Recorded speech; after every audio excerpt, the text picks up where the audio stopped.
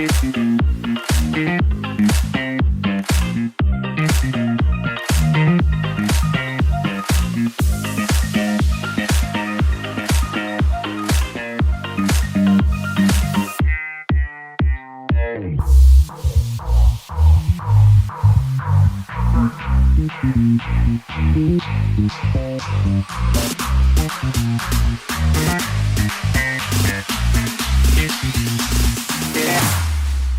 we go now.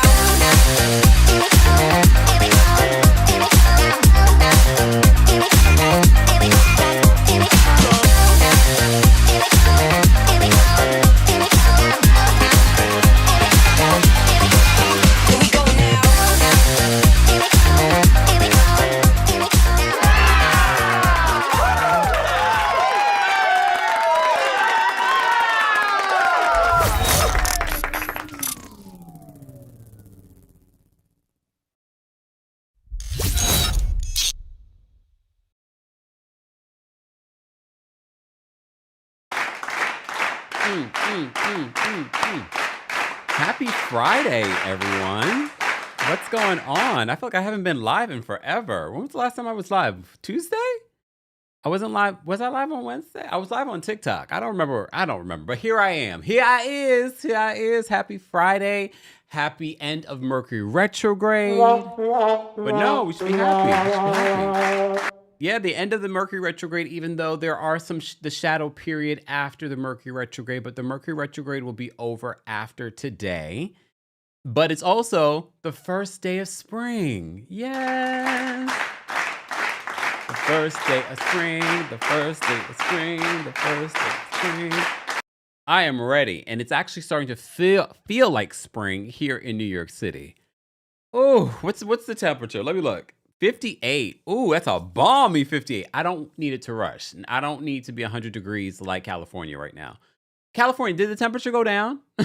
Let us know. We are live on YouTube, Facebook, Twitch, and Twitter. We appreciate you guys being here for our Friday live. I will add the timestamps whenever I get to it. You be here from the beginning to the end. But shout out to those of you that are here, part of the live chat. We have a lot of stories that I want to get into today. But we'll first start off with this. Chuck Norris, you may have seen the headlines. I grew up watching Chuck Norris. I remember seeing it. Can I be honest with you guys?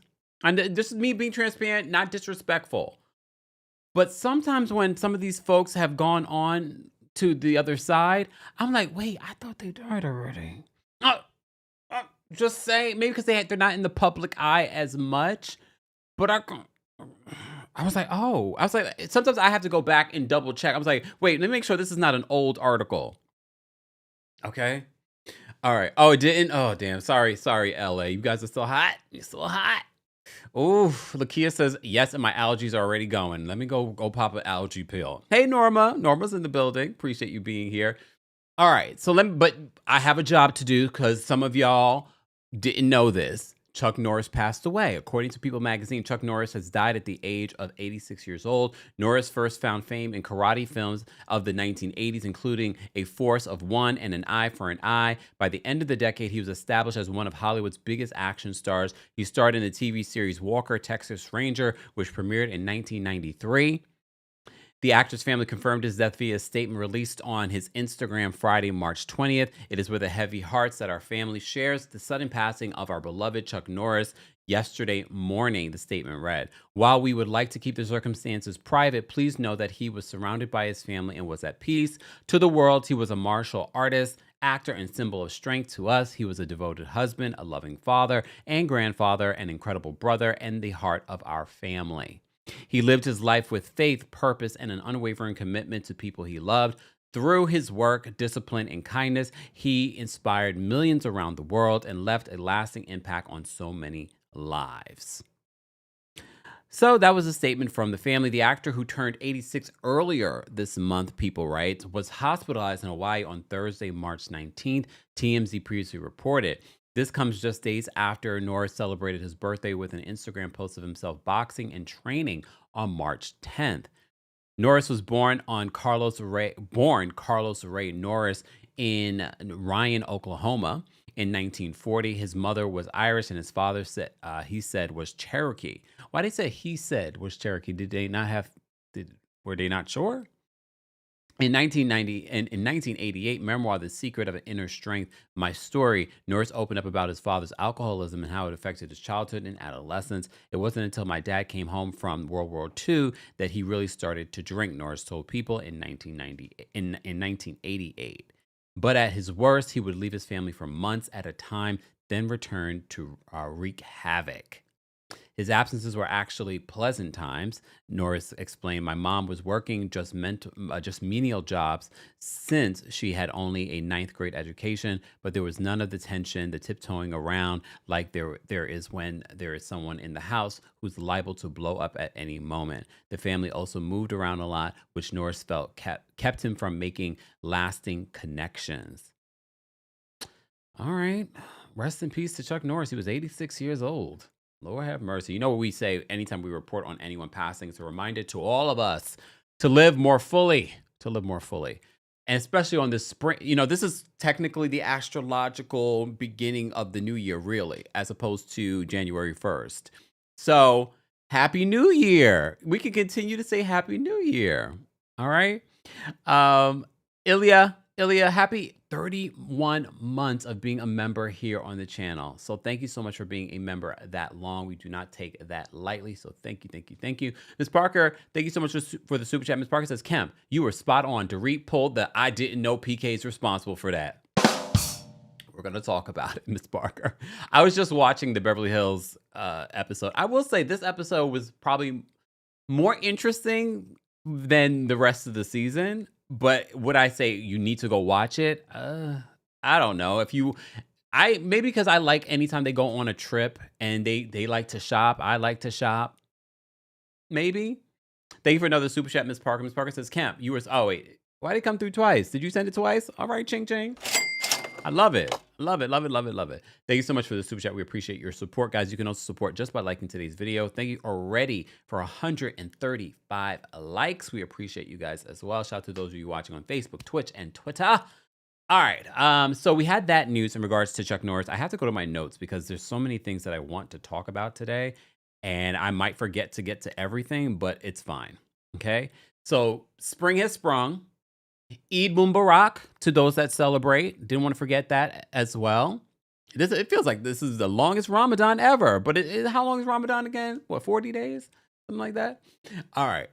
So Eid Mubarak. Shout out to our mayor here.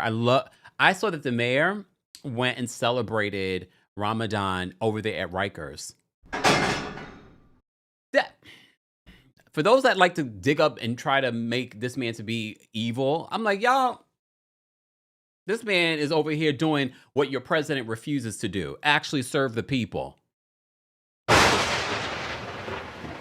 He's over here breaking the law. Honestly, he should be the flunky of the week. He's over here breaking the law, putting his face on money when you're not supposed to do that when you are a sitting president. But anyway, I digress.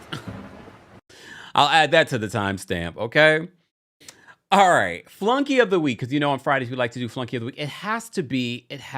I'm sorry, Taylor Frankie Paul. Because honestly, I take that back.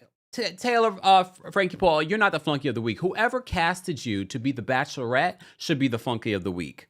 All of those producers, ABC, Disney, all of you should be flunky of the week. Whoever decided to cast her as the Bachelorette, I already said it. As soon as they announced it, I was like,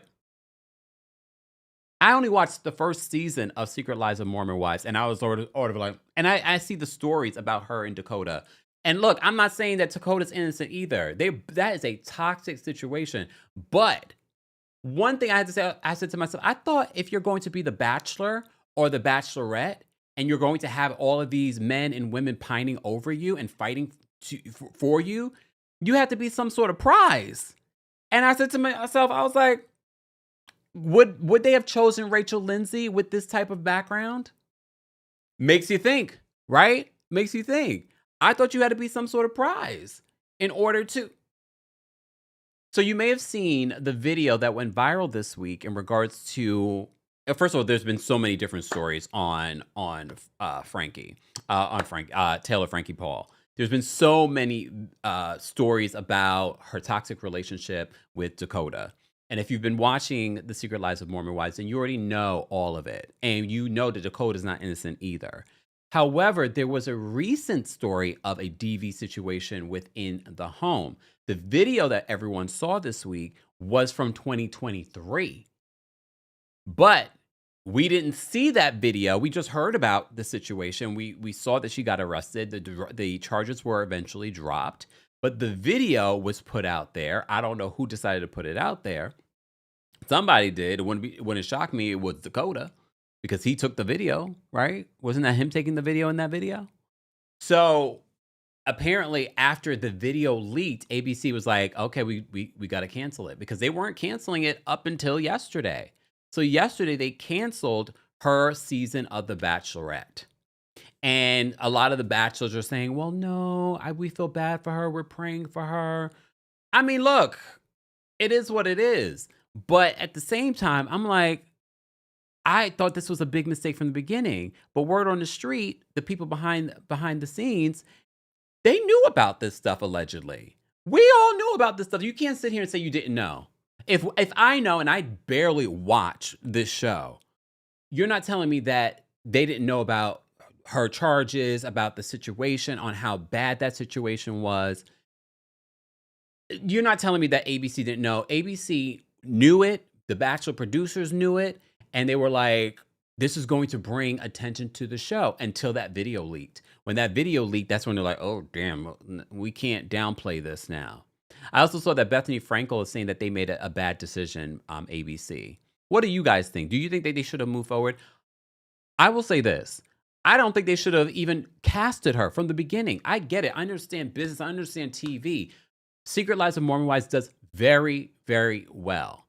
However, I would have been like, there's so many other women on that show that they could have possibly cast. I did see that Taylor Frankie Paul has released a statement saying, I guess via her people, Taylor is very grateful for ABC's support as she prioritizes her family's safety and security after years of silently suffering extensive mental and physical abuse, as well as threats of retaliation. Taylor is finally gaining the strength to face her accuser and taking steps to ensure that she and her children are protected from any further harm. There are too many women who are suffering in silence as they survive aggressive, jealous ex-partners who refuse to let them move on with their lives. Taylor has remained silent of fear of further abuse, retaliation, and public shaming. She is currently exploring all of her options, seeking support, and preparing to own and share her story. I find this statement to be interesting because her cast members don't seem to share the same sentiment when it comes to Taylor.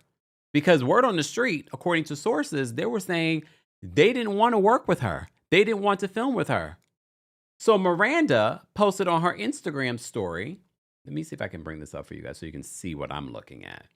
And as I'm doing that, guys, be sure to like the video. We're talking about, as you can see here, Taylor Frankie Paul from The Secret Lives of Mormon Wives. They've paused filming because of this whole situation this week. Okay? Amara says, girl, you're abusive.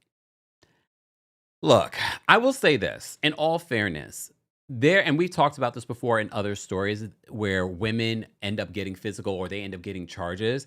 There are particular situations where the man is abusing the woman and in defense of herself, or because the situation has gotten toxic, not saying it's okay, where the woman ends up defending herself after abuse. I don't know the situation with Taylor.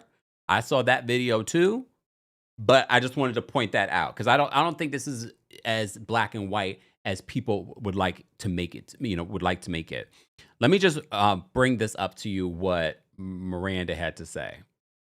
Hold on, let me pull this over. All right, hold on. Let me bring this. All right, so Miranda, one of her co-stars, said this on social media. I've honestly been a little at a loss for words trying to process this all. Everything has been really heavy to see. Domestic violence and the abuse of any kind is something I take very seriously as a human and especially a mother. I cannot support that kind of behavior. My heart is with the children in this, and I hope they're safe, supported, and surrounded by love. So that was Miranda. We had another person from this cast come out. So let me just bring this over to Layla. Hold on, y'all. This is live, and I'm just adding all this stuff. Layla said this in a statement on her Instagram story.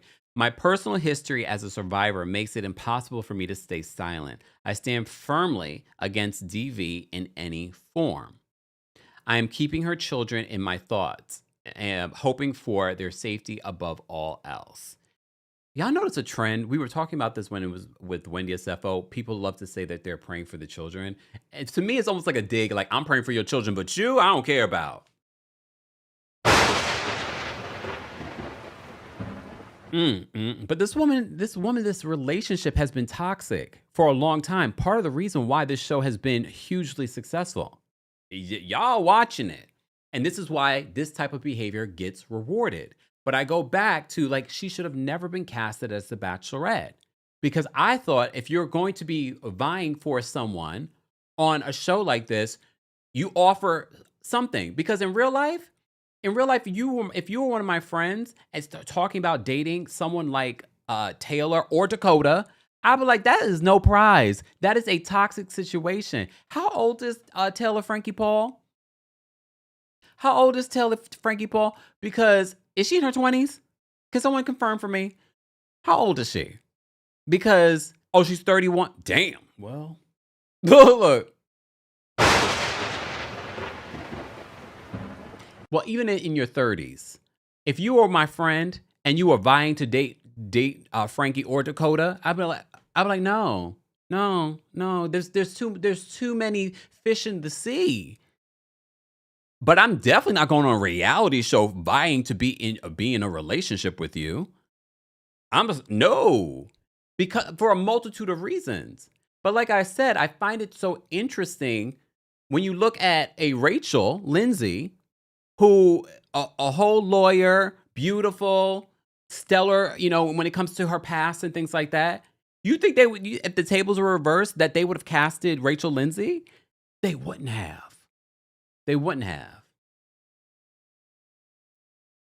But anyway, so that's the situation. People are speaking out. Everybody has a statement. Everybody's speaking out. As I said to you before, ABC has canceled. It was supposed to premiere on Sunday, The Bachelorette. A word on the street, ABC's losing $20 to $30 million. Cry me a river. I don't care. That was y'all's stupid mistake. Because I'm telling you, literally when I heard that they announced it, I was like, that's a choice. So am I going to boo-hoo over ABC, who's worth billions of dollars? And lost, look, let me go all the way back. And lost Shonda Rhimes over her asking for an extra Disneyland ticket?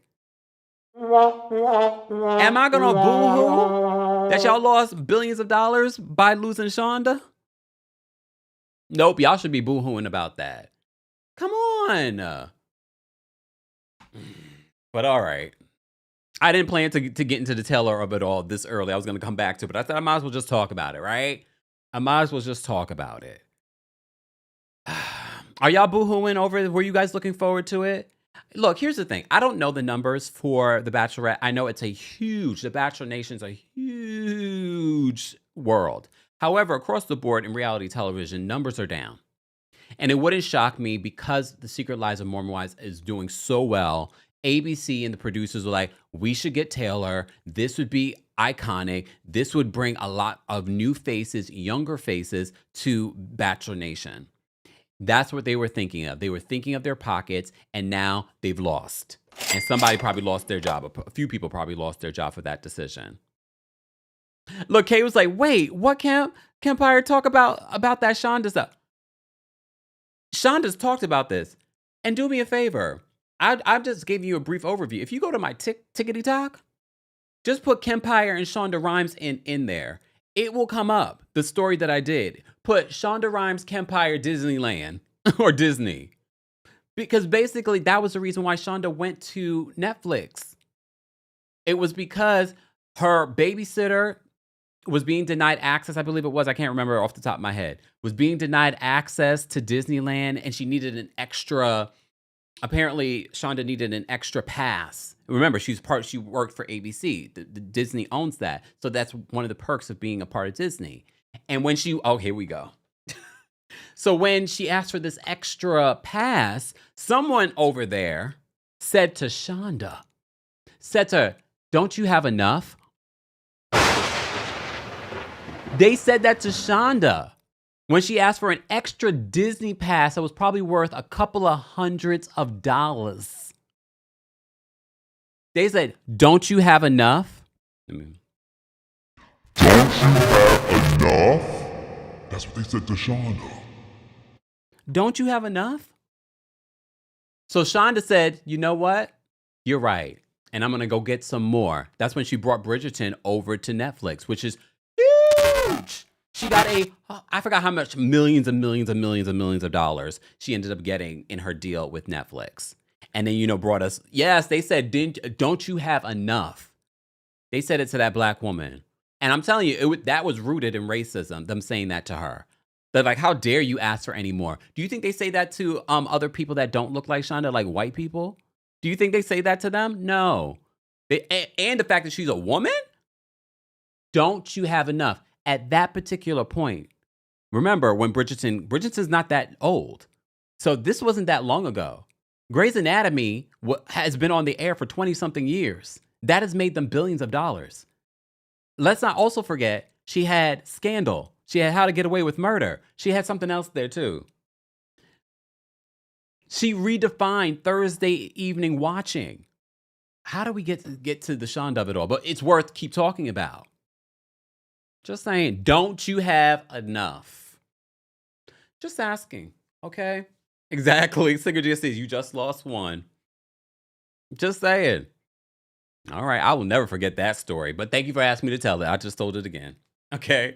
Ashley says, so nasty, so rude. Wait, we have that sound bite, don't we? Please hold. I got to find it. Let me see. Don't I have it here somewhere? Lord have mercy. Look, my eyesight. Hold on. Oh, there we go. So nasty. And that's what happened. So rude. Mm. So nasty. And that's what happened. So rude. Mm-hmm. Hey, Westchester Latina. Shout out to all our members. Hey, Melly. Private Practice. Thank you. That was the other show that she had. Thank you. I couldn't remember. What's the other show? Shout out to Shonda Rhimes. I love me some Shonda Rhimes. I really do. I think she's incredibly talented. Shout out to Queen Charlotte. If you haven't watched Queen Charlotte, go watch it. I'm not a big Bridgerton fan. I'm going to get into it because you guys keep telling me to.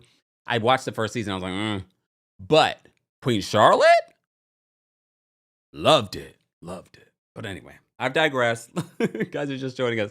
This is our Friday live. It's been a week since our live show here, our sold out live show here in New York City. Shout out to those of you. Can y'all check who has the live stream? Is it still available? You're supposed to have a week after, but today would be your last day. Today would be your last day to watch it. Okay? So go watch it, go enjoy. All right? All right, moving on. Let me take a sip from my water as I do that. I do want to say thank you to one of our sponsors for today. Shout out to our friends over at Wix. When I first started Kempire Radio 15 plus years ago, I had no idea what I was getting myself into. 15 years later, now artificial intelligence has taken over and it's making your website building so easy. I'm excited to partner with Wix for today's live because Wix was the very first website that I ever used. And even back then, they made it easy. So you can imagine 15 years ago versus 2026, Wix is making it even easier with AI. So there are a couple of really cool things that you can do with Wix. With the hybrid website editor that offers the speed of AI, precision of drag and drop, and guidance of a dedicated AI agent, aka the new way to create websites. And you don't have to pay anyone to do this. You could do this yourself. Create in whatever way feels most natural to you with a platform that lets you flow freely between AI and manual controls. Because some people just let AI do whatever they want, and that is not what you want. You want to be able to do and create something that's unique to you. As I said to you before, you can launch a pro-grade website that's quality, but make it very easy for you to create. There are all kinds of really cool capabilities that they provide. Wix Harmony is packed with some of the coolest, most useful AI features and agents, built specifically for small businesses. Generate images, product descriptions, blogs, and more. Automate email marketing, SEO tasks, inventory management, and more. You even get an AI agent named Aria who can help you build your website or take care of business. Wix has been on top of AI for years, so naturally, they're the ones introducing the new way to create websites. Try Wix Harmony for free at wix.com/harmony. That's wix.com/harmony. More details on that will be available in the description. And we're back. Lakia, I love this. Lakia says, "Yep, I just watched it again for the 8th time. I got my money's worth. Thank you, Lakia." One of the things I noticed for the Kempire After Dark live show that we just had here in New York, this particular live stream, I feel like a lot of you watched it more than twice. I love that. That was the whole point of getting the live stream. That if you watched it 8 times, you definitely got your money's worth. All right, don't be hawking it on the dark web. Okay. Don't be hawking it on the dark web. Andrea says Shonda also had For the People, Station 19, Grey's Anatomy, which is still on the air, and The Chase, just to name a few. 2 snaps to that. Shonda is smart. If I was to ever want to do like a scripted show, I would want to do it with Shonda Rhimes. I just think she's just really good at what she does. I really respect her craft. Does she get it right all the time? I mean, 9 times out of 10. You know what? The other series that I liked that she did on Netflix was the one about oh my gosh, I can't even think of the lady's name. The one that was scamming people. Oh damn! I know you're probably like, which one? The series she did about the scam. Oh damn! I can't think of. Why can't I think of the lady's name? Because she's a non-factor, really. She really should be, but she's still here in America, despite going to jail for scamming. But let me see if you guys remind me. I watched that like 3 times, especially when they go to Morocco and yes, and the Anna story. Thank you, Coco. What was it? What was her? Oh my God, I can't think of her last name, but you know what I'm talking about. That was such a good one, Shonda Rhimes. Inventing Anna. Thank you, Tish. Inventing Anna. Here go Miss Melon Magic. Cookie wishes she had the story. Anna Delvey. Thank you, D Brown. Yeah. If you have not watched that on Netflix, go watch it today. Thank me later. And I expect to thank you because it was so good. I could watch it again. Just the thought of it, I'm like, oh, especially that Morocco episode. Y'all remember the Morocco episode? Homegirl was a scammer, and she's still here in America. Still here in America. We're sending back hardworking people, and Anna Delvey is still here. Mm-hmm. And if you watched the 2nd season of Owning Manhattan, the building that she was trying to buy, they are trying to sell in the 2nd season. Anna Delvey, y'all. Anna Delvey, Inventing Anna on Netflix. They're not paying us, but go check that out. Go check it out. All right. Kilo was responding to Bergie saying, exactly, we all know Taylor is a train wreck. I wanted to see the men who would sign up for the train wreck. So even me, who doesn't watch the show chapter and verse, Secret Lives of Mormon Wives, knew that. You guys that are fans of it knew that. You're telling me ABC didn't know that? Just saying. All right, moving on. Let's move on. All right, let me go back to my notes. Okay. Latto. I know we never talk about Latto, but Latto just announced that she has a new album and that she's pregnant. Shout out to our friends over at Pop Base. Latto and 21 Savage are expecting their first child together. Look, she's never confirmed her relationship, but I'm sure if we can match the tattoos, we can match the fact that that's 21 Savage's hand, right? So she announced that she's pregnant. She also has a new album coming out called Big Mama. Okay. And how old is Latto? Can y'all remind me? Can y'all Google schmoogle that? And apparently she's been with 21 Savage for a very long time. Here's the thing that people are conflicted about. People say that 21 Savage is married. She's 27. Okay. Look, all right. They say that he's married. Some people speculate that he's only married so that he could stay in the country. Remember he's not an American citizen. And remember they almost deported him. So I don't know. I really don't know. From what she's never confirmed the relationship. She's really kept this relationship really private. But that's the word on the street, is that they've been together for a few years now. How old is 21 Savage? I know he's not 21. But that's the word on the street. Hey, Alma. That's the word on the street. He's married. Some people speculate he only got married so he could stay in the country. I don't know. Oh, he's 33. Okay, not bad. 6-year age difference. All right. Okay. Call Me Carmi says 21 Savage didn't want to get deported back to the UK. So I don't know. If he is married, I don't know if it's a marriage of convenience or what it might be. But she has announced that she's got a new album, Big Mama, and she's pregnant. And apparently, allegedly, I'm just going to say allegedly because she never confirmed, allegedly, that 21 Savage is the father. 21 Savage is 33. Y'all saw that hand that I just showed you? 33. That's a 33-year-old hand. Please just take a look at my hand. Take a look at my hand. 40-something. Look, 40. Just take a look at my hand. Look. That's not even, look. Let me show you his hand.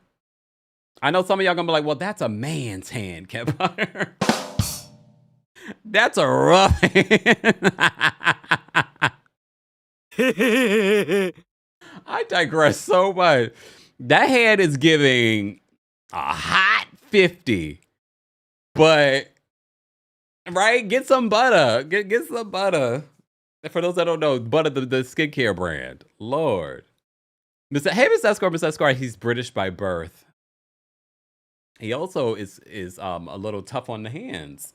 But, you know, I will say this, though. Latto's beautiful. She has a new album, Big Mama. Okay? Speaking of music, let's talk about the fact that we have the Roots Picnic. They had an announcement. Jay-Z has a lot of music stuff coming up in this year. He's got 2 stadium shows that are happening, celebrating what? The Blueprint and something else. The other, Reasonable Doubt. He has 2 stadium shows that he's having, celebrating the anniversaries of those projects. And then he's going to be headlining Roots Picnic. So Jay-Z and the Roots, Erykah Badu, Kehlani, who announced that she will be releasing her album, her self-titled album, after her 2 Grammy wins. During Taurus season, because she's a Taurus. Yes, come on, Kehlani. You know I love my Taurus sister. Okay. Brandy will be headlining. T.I., who was battling with 50 Cent. Has 50 Cent really even responded to T.I., or is he too busy fighting Clarissa? Just saying, that man is miserable. You cannot be at home, happy, living your best life. He has got all the money in the world. But he probably don't have love. I know he's got a girlfriend, but you know what I mean? Like a real love in his life. He is such a miserable person. And he probably didn't even understand when T.I. and all the family members came out in defense of T.I. T.I. dropped how many different diss tracks. We're still waiting on 50 Cent's diss track. Come on, isn't that what the rappers do? Where is your diss track? 50, you got more words for black women than you do for this black man. We're waiting. Congratulations to Brandy. Okay, speaking of Brandy, hold on. I gotta find Brandy's statement because I didn't get a chance to talk about this story. So, did you guys see? I'm not gonna play the clip because speaking of miserable men, I saw that Shyne. I thought Shyne was taking a different route in life. That he was a diplomat. He was running for political office. I didn't know that he was going to lean into be a messy. Former washed up rapper. So apparently Mase, Mase has that podcast, the other miserable one. And they brought up that Brandy had been dating Mase and Shyne at the same time. Well, Brandy had to come out with her own statement and basically said, oh, well, before Brandy came out with her statement, Ray J, who's, we just had Dr. Frida here talking about Ray J and his health stuff. My thing is, like, Ray J, you should be more concerned with that. You should be definitely more concerned with that. So, I say all that to say, where's the statement that she wrote? Hold on. Where is it? Brandy? Oh, here it is. Because Brandy's promoting her book. Brandy has a new book coming out. And I'm going to her live event that she's having here in New York in honor of the book. So she has a new book coming out, Phases. Ray J came out in defense of his sister in a very weird way. I'm not going to play that video for you because it was very weird. It was very Ray J just seeking attention, but at the same time trying to, defend his sister, which I don't blame him for defending his sister. But at the same time, like, he's just like, his response is weird. So she's basically coming out and speaking for herself. But this was great promotion, Brandy. This was great promotion for your book. So Brandy posted a couple of days ago, or like a day ago, in response to Mase and Shyne talking about how they were dating Brandy at the same time. And so many people in the comment section was like, so wait, Brandy was really Moesha? Because if you remember Moesha, she was dating the two guys at the same time. Well, keep in mind too, dating doesn't mean that they were sleeping together. I don't know. Okay? I'm looking forward to this book because I really hope Brandy's telling it all, because there have been all kinds of rumors about Brandy for years. And there's just so many things for her to unpack and talk about. Brandy has lived. All right? Didn't at one particular time too, during this back and forth with Mase and Shyne, they mentioned someone else. Oh, they mentioned Kobe and how she may have had a situation with Kobe. May he rest in peace. You mother fathers. Anyway, so Brandy took to her social media with a picture of her book. Let me bring up the book. But I got to keep it real too, Brandy. Why are we using this old photo? I've seen this photo as a Brandinista, someone that has interviewed Brandy 5 times. Brandy, you're a beautiful woman. Why are we using this old photo of you? I don't understand. I mean, it's a beautiful photo. I don't blame you for using this photo, but I don't understand why we are using this photo. This is an old photo, y'all. And we've seen Brandy recently. It's like, Brandy, you're gorgeous. I mean, anyone would look at this and be like, oh no, it still looks like Brandy. It's a gorgeous photo. But I'm like, this is an old photo. Like, we've seen this photo before. Like, the book should have been an opportunity for us to get a new photo shoot. But that's me. I'm digressing. So Brandy posted this picture, and she says this in the caption. In the late 90s, I had a platonic friendship with rapper Shyne. In an unfortunate turn of events, that friendship is now being mischaracterized as, quote, we dated. Unequivocally, we did not. She says, I'm not sure why an untrue narrative about a scope of what was a friendship more than 20 years ago is being reshaped during his current media interviews. People telling their version of my story is why I'm releasing my upcoming memoir, Phases. All right, Brandy. All right, PR. It's time to tell my truth and debunk many of the misnomers that people think they know about my life. This was perfect, though. Shout out to all of y'all for trying to come at Brandy and make Brandy look like whatever you wanted to make her look like, because you just set this up for a perfect way to promote the book. She says, additionally, I rarely release statements and typically ignore stories about me in the headlines, even when they are false. But when I do decide to stand up for myself, I handle things on my own. While I love my brother Ray J, I don't condone or support the messages he shared on social media and have not asked him to defend me in any form. Phases available March 31st, 2026, wherever books are sold. Boom. Boom. I did hear some information, but I can't share it. I almost shared it. I was like, wait. Sometimes people tell me stuff and I'm like, wait. I can't say it yet. But I look forward to seeing Brandy here in New York City on April 1st. You're welcome, Brandy, because I look forward to I hear Angie Martinez is going to be the one to interview her and talk about different parts of what came out from the book. All right. I look forward to it, right? Anyone else? I look forward to it. All right. I've digressed yet again. Let me digress into something else. Let's talk about Ladies of London, The New Reign. For those that don't know, I have been talking about it here on the channel. I did not get a chance last week to talk about it because I had a sold out show here in New York City. Sold out show. So I didn't get to talk about it. But I'll briefly just talk about some of the things that stood out from last week's episode and this week's episode. It's the only reason why I will watch anything on a Thursday night that's Bravo related. Beverly Hills is not what's keeping my attention. Sidebar, Michelle Gellar, I thought it was so interesting how you were paired with Dorit this week, and I wish they would have brought up how you talked about Beverly Hills being boring, but apparently I don't know when you filmed the Page 6 interview versus when you filmed the Bravo Watch What Happens Live episode, but I did find it interesting, you found it to be boring. All right. Okay. Moving on. But Ladies of London.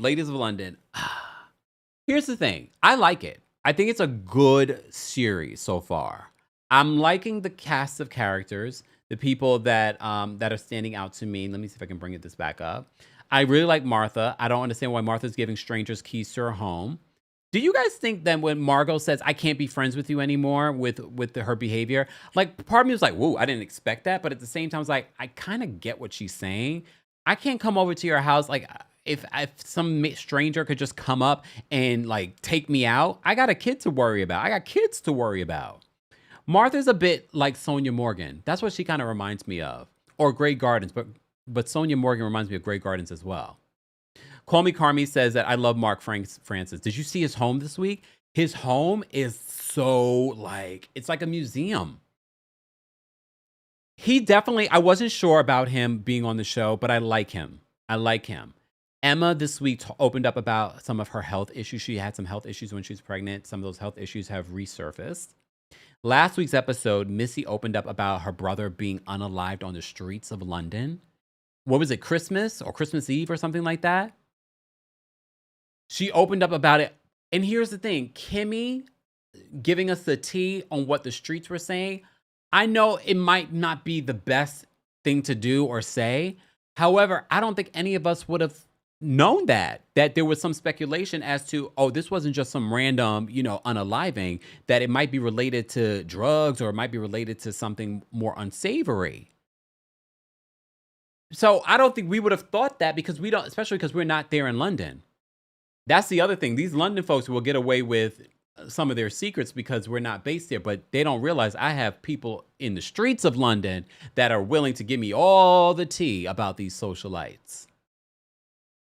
But I didn't know about this particular situation. So Missy opened up about her brother's unaliving, and Kimmy, first of all, Kimmy was not willing to give them much of anything. It really did take a turn when everyone was talking about some of their trauma at the table. So I was sort of like, I wasn't sure if this was the way for us to connect, but okay. Kimmy only shared the fact about, something that they already knew about her. But when they got back into the car to head home, she was just like, are we not going to talk about what the papers were saying about Missy's brother? Okay. Danny says the unaliving was planned for 6 months. See, Danny's over there in the London streets. Danny says the unaliving of her Missy's brother was planned for 6 months. So was it like what was going on?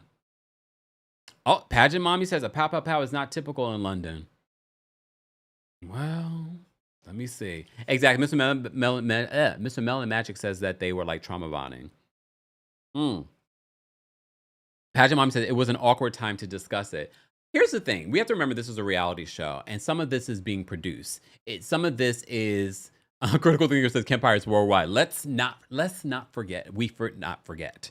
Just saying. We had a whole London show. I got people in London. Ladies of London. I got people.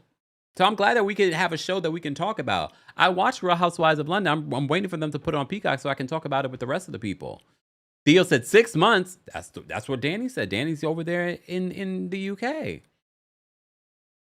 So there's more to that story. But I'm enjoying Ladies of London. So that was one of the stories that stood out. As you know, we talked about this a couple of weeks ago about Dara. I saw the episode with Dara. Dara did walk away from the show after being confronted about being a madam and talking about her friend Micah. I don't mind Micah, y'all. Does she offer a lot to the show? Not really, but every show needs a Cynthia. Not everyone needs to be turned up. We have Martha and Kimmy for that, okay? We don't need everybody turned up. So I'm enjoying the cast of characters. I know some of you did not like some of the derogatory things that they've said about Meghan Markle, but honestly, if we're gonna talk about those London streets, they don't really they've taken a turn when it comes to Meghan Markle. We haven't over here, but I wasn't completely thrown off by the comment. Okay. All right.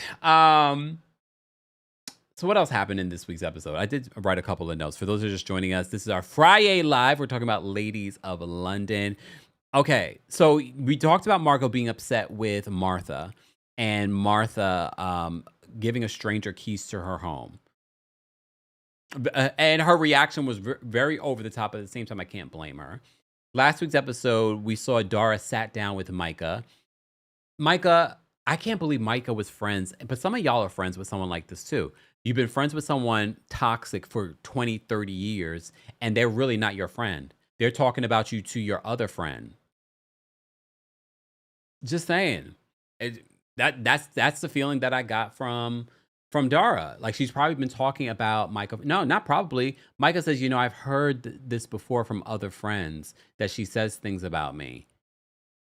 I was like, oh man. Oh wait, Miss Carolina, also over there in the London streets. Miss Carolina says he was unalived by a Swedish hitman. Oh my. See, I told y'all we would get the full tea.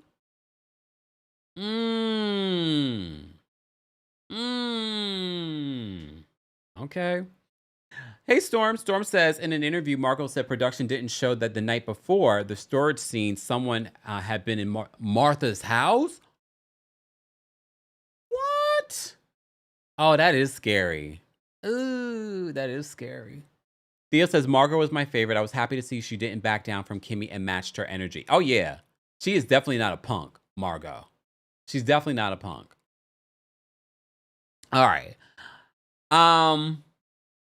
Look, all right. So we talked about Missy opening up, Kimmy and her feelings about it. She felt like everyone's story was a Debbie Downer. Margot ends up telling Missy about it later. She goes to Missy's house and she tells her about Kimmy, talking and speculating about her brother's death. But before that, speaking of Margot, how did you guys feel about Margot saying that she basically pressured her husband to marry her? I was like, hold on, wait a minute. Oh, Miss Carolina said, allegedly, we'll just add allegedly. We'll add allegedly. So Missy's brother was an international drug dealer kingpin? Do y'all think that Missy didn't know that? Because why would she bring it up? Or she wanted to bring it up before anyone else did? Oh. Foxy says Missy's from Sweden. Yeah, we learned that. Wow. Well, damn. I knew that we would learn a thing or two. Okay. No, Kimmy is the lady that spent time in Haiti. Yeah.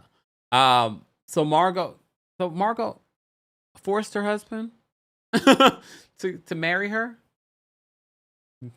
I was like, oh, don't tell Brooke Ashley about that, because you know how Brooke is going to be like, oh, hell no. Brooke is watching this show, so Brooke saw it. Okay.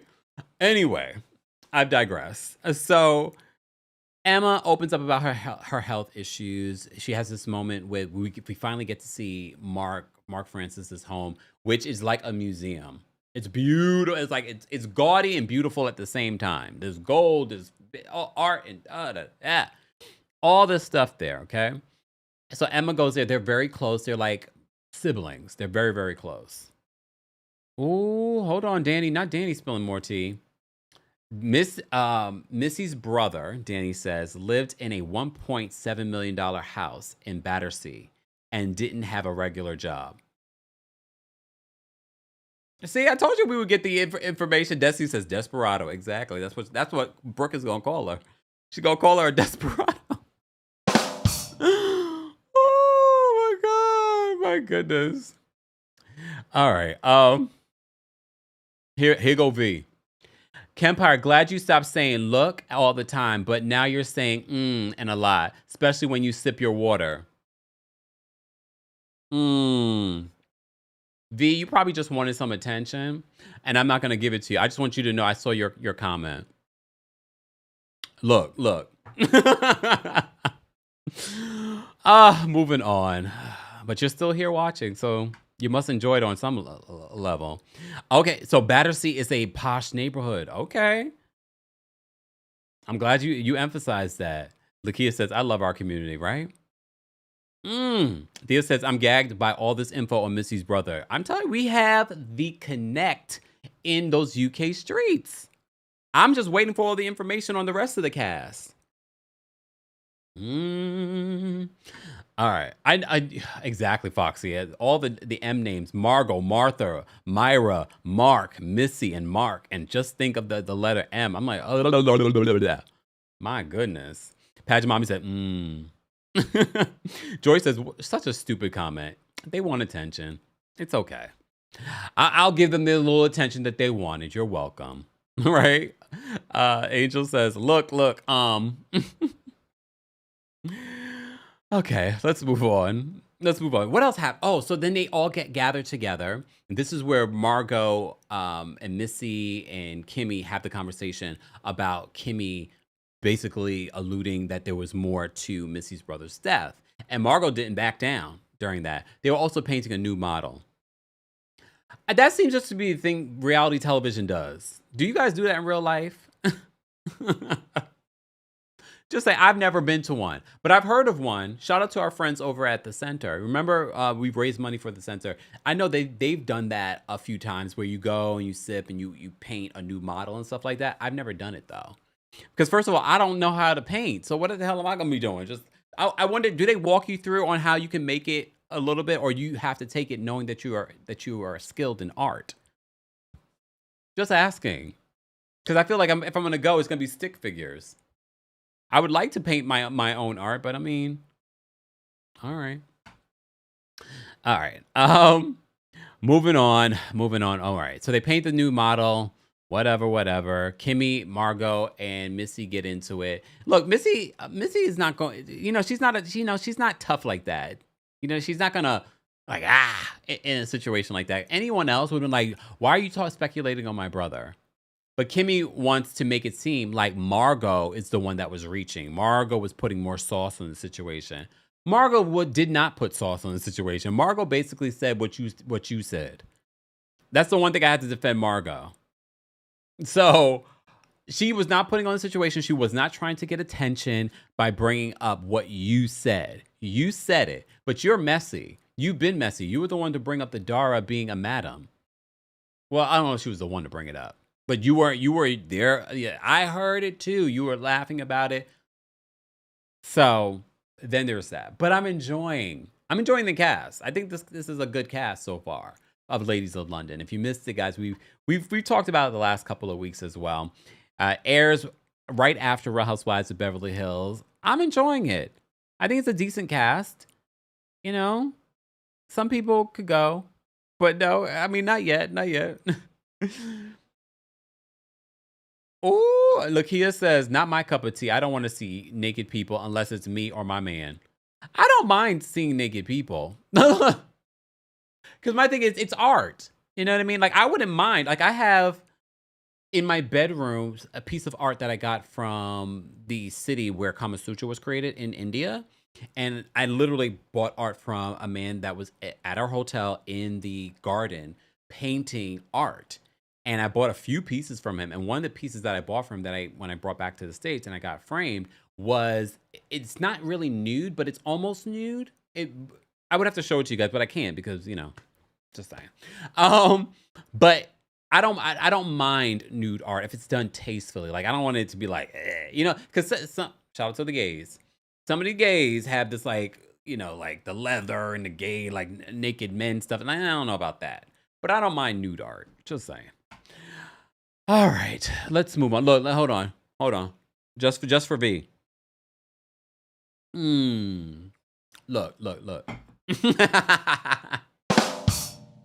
V likes the attention. It's okay, V.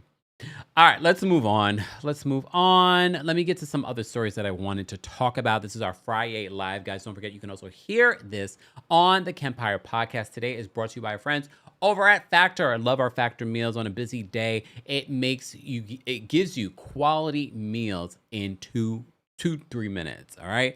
Somewhere between the first warm weekend and realizing short season is getting close. Today's the first day of spring.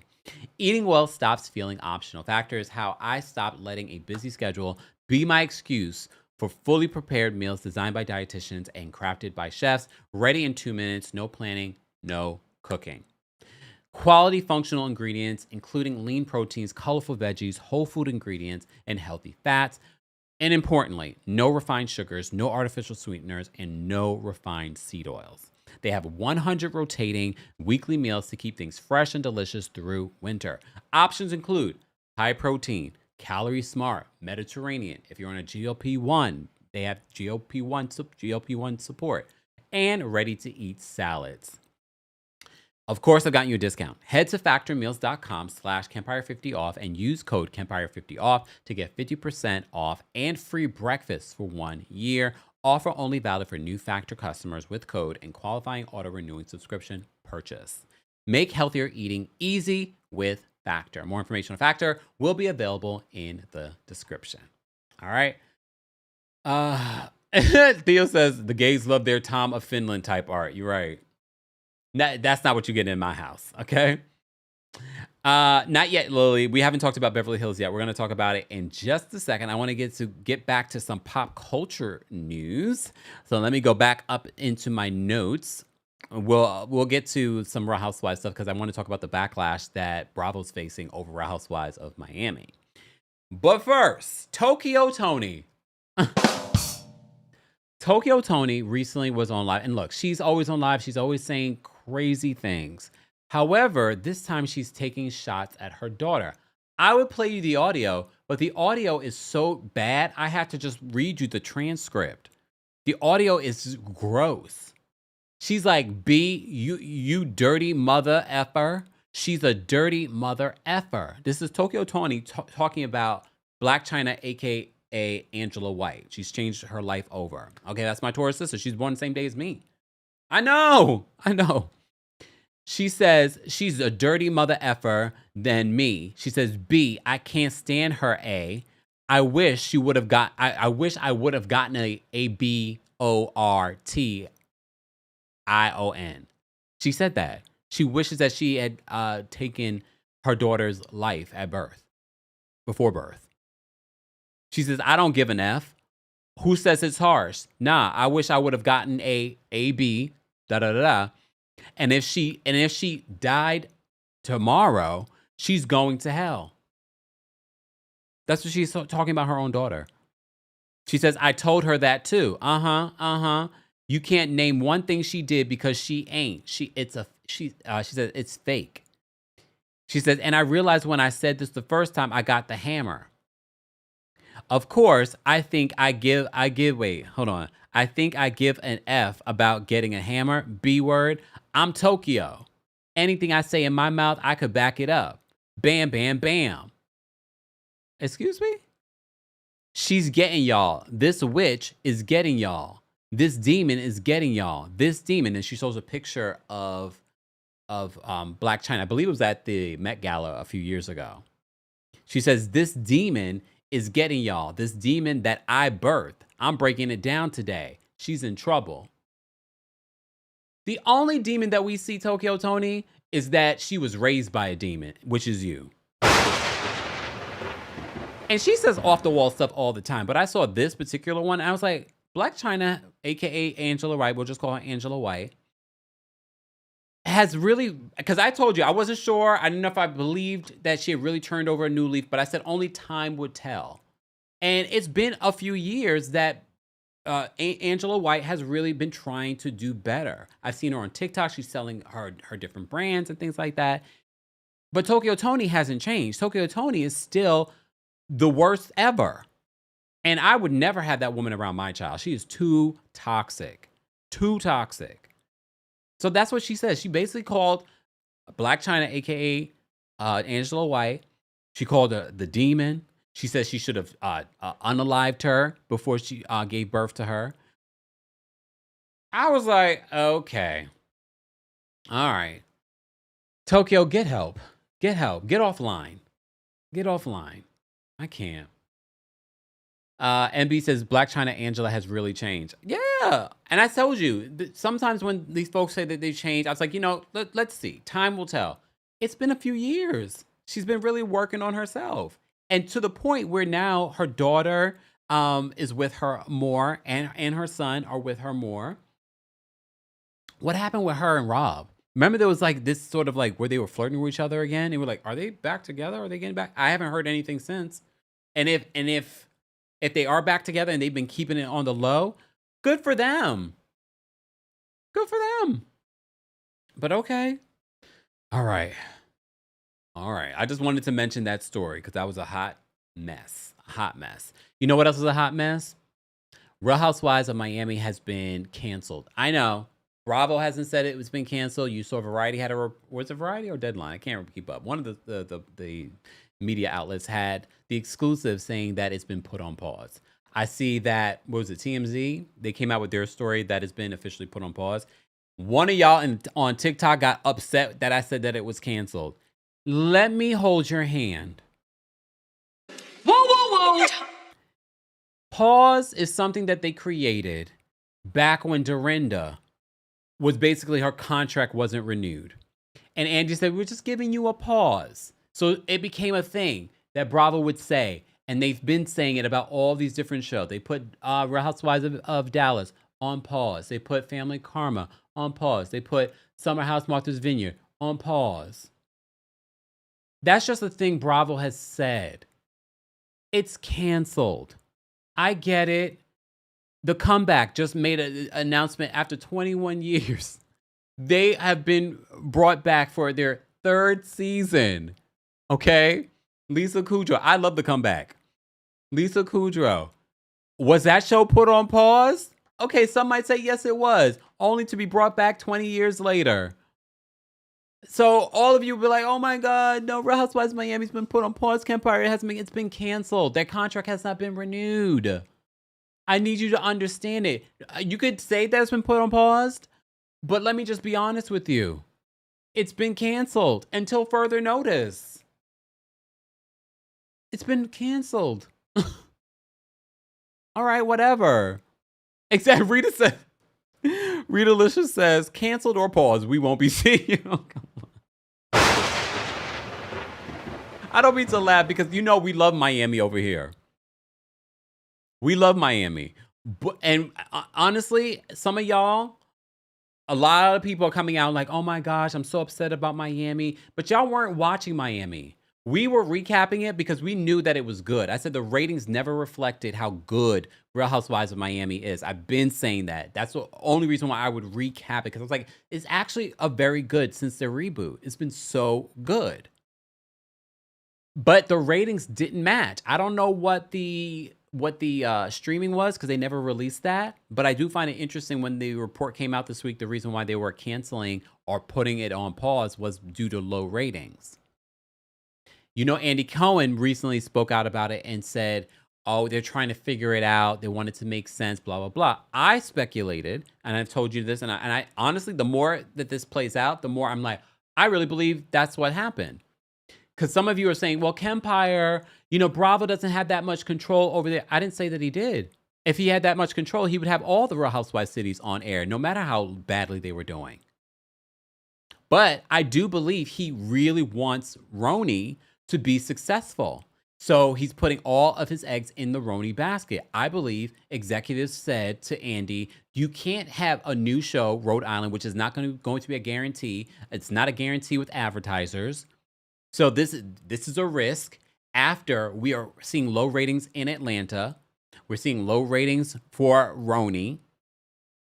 And he's taken over a year to get RHONY together. I believe they gave him a choice. We'll give you Rhode Island, but if you want it's either Miami or New York. I believe that he chose New York. I also think it was very strategic that they released the information that Martha Stewart had filmed a cameo. They want to promote this new season of RHONY. Reminder, they're rebooting a reboot, basically. Will it be good? It might be. I don't know. You also saw that Carol will be returning. Andy has said that she has a relationship with a bunch of people in the group. According to Andy, Carol actually has more of a relationship with the women in this group than she did when she first joined RHONY. Do I believe that? No. Okay. I don't believe that at all. But okay, fine. Look, fine. We shall see how this all plays out. They're currently filming the new season of Real Housewives of New York. There are rumors that Real Housewives of New Jersey has solidified their cast. Will they start filming probably the end of the year? We'll see. I haven't heard anything solid. I also see that there's a lot of misinformation on Facebook about a bunch of different stories. Stop reading Facebook, y'all. There's so much fake news on Facebook. So much fake news. They're probably also talking about this this Marlo and Tyler Perry dating situation. We'll get to that in a second. But first, Real Housewives of Miami. Real Housewives of Miami has been put on pause. Lies! The lies! Stephanie was the first to release a statement yesterday saying life is about timing and airing during peak summer travel was far from ideal. Really though, summer? I'm disappointed because strong Latina voices deserve a spotlight that's still lacking, but Miami always finds its way back. For now, I'll be keeping up with everyone's crazy lives. I love the girls and meeting them will always be the best part of RHOM. And one thing about Latinas and underrepresented voices, you can pause us, but you can't cancel us. Okay. We always find our way back stronger. Mighty Mouse will see you soon. Well, that was cute. The ending was cute. Damn, Joe. Joe says, cancel or pause. No one will be receiving a check. That made me giggle to myself. Stop. Oh, I love your glasses too. Okay, she wasn't the only one to release a statement.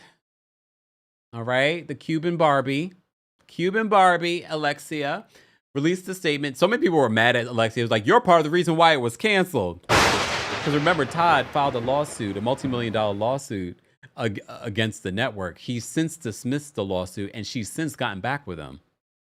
All right. She says, as a proud Latina, being a part of a platform like RHOM on Bravo has always meant more to me than just reality television. It meant visibility, representation, and having a voice.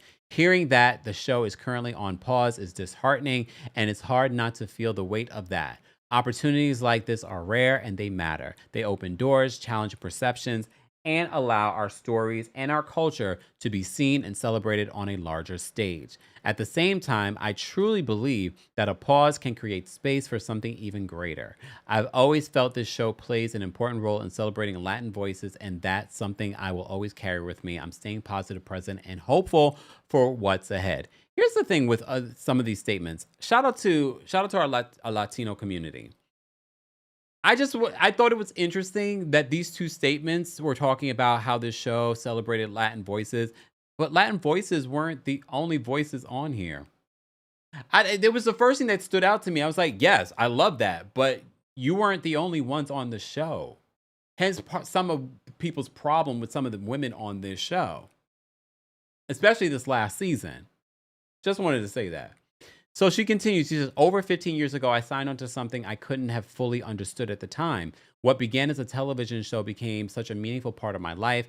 one I chose to share openly through every high and every lesson along the way. Miami will always be be the heart of my story, and I'm so grateful to Bravo, NBC, and Pop for allowing our city to shine on a global stage. Most of all, I'm grateful for the connection for everyone who has supported me, followed my journey, and been part of it all. That never goes away. This isn't goodbye. It's simply see you soon. EXO Alexia, the Cuban Barbie. That's really upsetting to me, so I'd appreciate it if you didn't say that. Yes, I have Kiki's statement as well. Kiki came out with a statement. Has Gertie released a statement yet? Has Gertie released a statement? Just asking. Hold on. You're right. Kendra says, Kempire, we just tolerated Alexia because of Frankie. Yeah, you're right. You're right. Kiki released her own statement. This is pretty long, Kiki, for a friend of. I'm just... Okay. Okay. All right. All right. Moving on. Kiki says, I'm really proud of what we've built with the reboot of The Real Housewives of Miami over the last 4 seasons. Being able to show my Haitian background to the world means so much to me, and I'm proud to be a part of a cast that brings together so many different perspectives. We have one of the most diverse all-female casts on television, strong women who bring their own energy, culture, and lifestyle to the table. You don't really see this level of diversity and personal storytelling within one cast on TV. For everyone who feels seen because of that representation, that means everything to me. Of course, I'm disappointed. I truly feel like I'm just getting started and the audience hasn't really seen my full story yet. Okay, all right. What we've built in Miami matters, and I know the audience feels that. Thank you to everyone who continues to support us and show up for us. I'm excited for what's ahead. Love, Kiki. Lakia says that Kiki's statement is longer than her time on the show. I'm just saying. Hold on. I do want to hold on. Where's the comment? There was a comment here that I wanted to. Oh, here we go. SK says Haitian is technically Latino.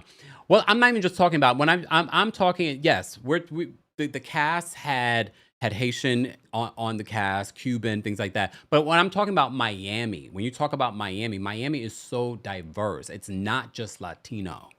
Yes, the cast had Haitian, it had Cuban, it had Colombian, it had Brazilian. But I just feel like that's the problem, and that's the issue. A lot of people from Miami will say they feel like I have a ton of family that live down there that are Jamaican. There are other people that could represent. So I was just sort of like, okay, but fine. But do you think that's what that's what Alexia was talking about? Just asking if you thought that's what Alexia was referring to. Just saying. Ocean says, did I miss something? Kiki was a friend, right? Mm-hmm. RC says Russian. Yep. All of that's down there in Miami. All right. I will miss Miami. I think Miami was a really great show. It was a great reboot. It's part of what inspired Bravo to take a risk on doing other reboots. So they had a stellar season 4, season 5, season 6, season 7. I think it still was a good season. I didn't love everything. He said that too. Exactly, Sharjah. She says, and Miami has a lot of indigenous blacks as well. All right. Moving on from, oh wait, I wasn't done. In regards to Miami, Andy Cohen responded to a fan in regards to Miami. The comment says, Andy still super bummed about RHOM getting paused. They didn't deserve that. Andy says, me too. It will be back though. Okay, Andy. When? Do you have a date? All right. Exactly. Hold on. SK says, I get what you mean. I love seeing diversity. Chrissy says, Alexia is not including us Haitians when she says Latina. I don't think a lot of people realize that. I literally just saw a video talking about Haitians being Latino and things like that. So recently. So I think a lot of people don't realize that as well. Desiree says, I love Miami. Those girls were consistently a mess and consistently funny. And you also just love the vibe of Miami. What was it, a perfect cast? No. It only needed one change. By Julia. It only needed that one change. Some might say Larsa, but what I liked about this crew is that they really were friends. I will say this though. Gertie, I could see them getting rid of Gertie only because it didn't seem like Gertie was really a friend to anyone in the group. Even Adriana. At the reunion, Adriana was trying to help her and she wasn't even listening to Adriana. And I was just like, oh my God. And mind you, at that reunion, that's when we had the Haitian mortician. We had that iconic moment. And really? All right. But anyway. Exactly. And that's true. When you're in Miami, Theo says RHOM is so colorful and cinematic. I love the look of it. It just makes you feel better too. But all right. Mr. Melody says, did our Jamaican queen, Lisa, say anything? For a second, I thought you meant Lisa Milan, but then I caught on Lisa Hochstein you were talking about. She is our Jamaican queen. She is Jamaican. Y'all don't know that? We do know that. That's why he's saying that. All right. All right. We had the I love my dog. I love my dog. All right. Yes, the Haitian mortician with the coffee maker. Come on. Foxy says Gertie did not listen to the other ladies. A mess. It's all right. It's all right. Will it be back? I'm not saying that it's impossible because people still talk about Miami, but you guys weren't watching. We did. Our community did because we did the recap. But y'all weren't watching Miami. When I would see those live ratings, you know how they love to downplay the live ratings? I saw those live ratings. It was not getting good ratings, unfortunately. And for those that say it should have never moved from Peacock, that wouldn't have changed the ratings, y'all. That means if it was doing well on Peacock, they would keep it. They were like, well, you know what's returning? It'll remain on Peacock. It wasn't delivering on Peacock either. And this is coming from someone that loves Miami, but I'm also real, okay? Real. It's all right, y'all. This is why I always tell you, make sure you have other things going on in your life. Gertie, let's do the Gertify reality show. Just saying. All right. I'm sure Larsa will be fine. She'll continue selling feet pics on OF. Okay. All right, let's move on. Let's talk about, what else did I want to talk about this week? We're going to talk about Beverly Hills. We talked about that. There was something else that I wanted to talk about before that, though. Oh, let's talk about Tyler Perry and Marlo Hampton. So you may have seen, I knew this was AI already. I know AI is a little concerning for a lot of you guys, but I already knew the way that Tyler moves, and then the recent Tyler Perry lawsuits. It did cross my mind. I was like, wait, is this Tyler trying to set us up for something? But the picture of Marlo and Tyler kissing, I was like, that's AI. That's definitely AI. Because we never even seen Tyler hemmed up with some woman unless it's on one of his shows. We've never seen him do that. You think he's going to do that with Marlo? But then it did cross my mind. I was like, here go Marlo securing herself another billionaire. I was like, okay, Marlo. So Marlo was at this Jason Lee event, and so was Tyler Perry, because apparently Tyler Perry and Jason Lee are friends. I will say this. I always go to myself, because Jason Lee and Rihanna are really close too. I'm like, all right. We will revisit in a few years. Okay. Danny says, Tyler and Marlo, so random. They just happen to be at the same place. Shout out to our friend, Lauren LaRosa from The Breakfast Club. And this is what she got the tea on what exactly was going on with Tyler Perry and Marlo Hampton. Are they dating?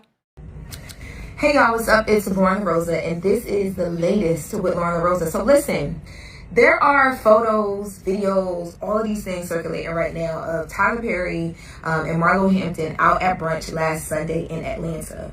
Now let's talk a bit about whether they're dating or not, because no, they're not dating. I'm told he's never even met her before this brunch by Jason Lee.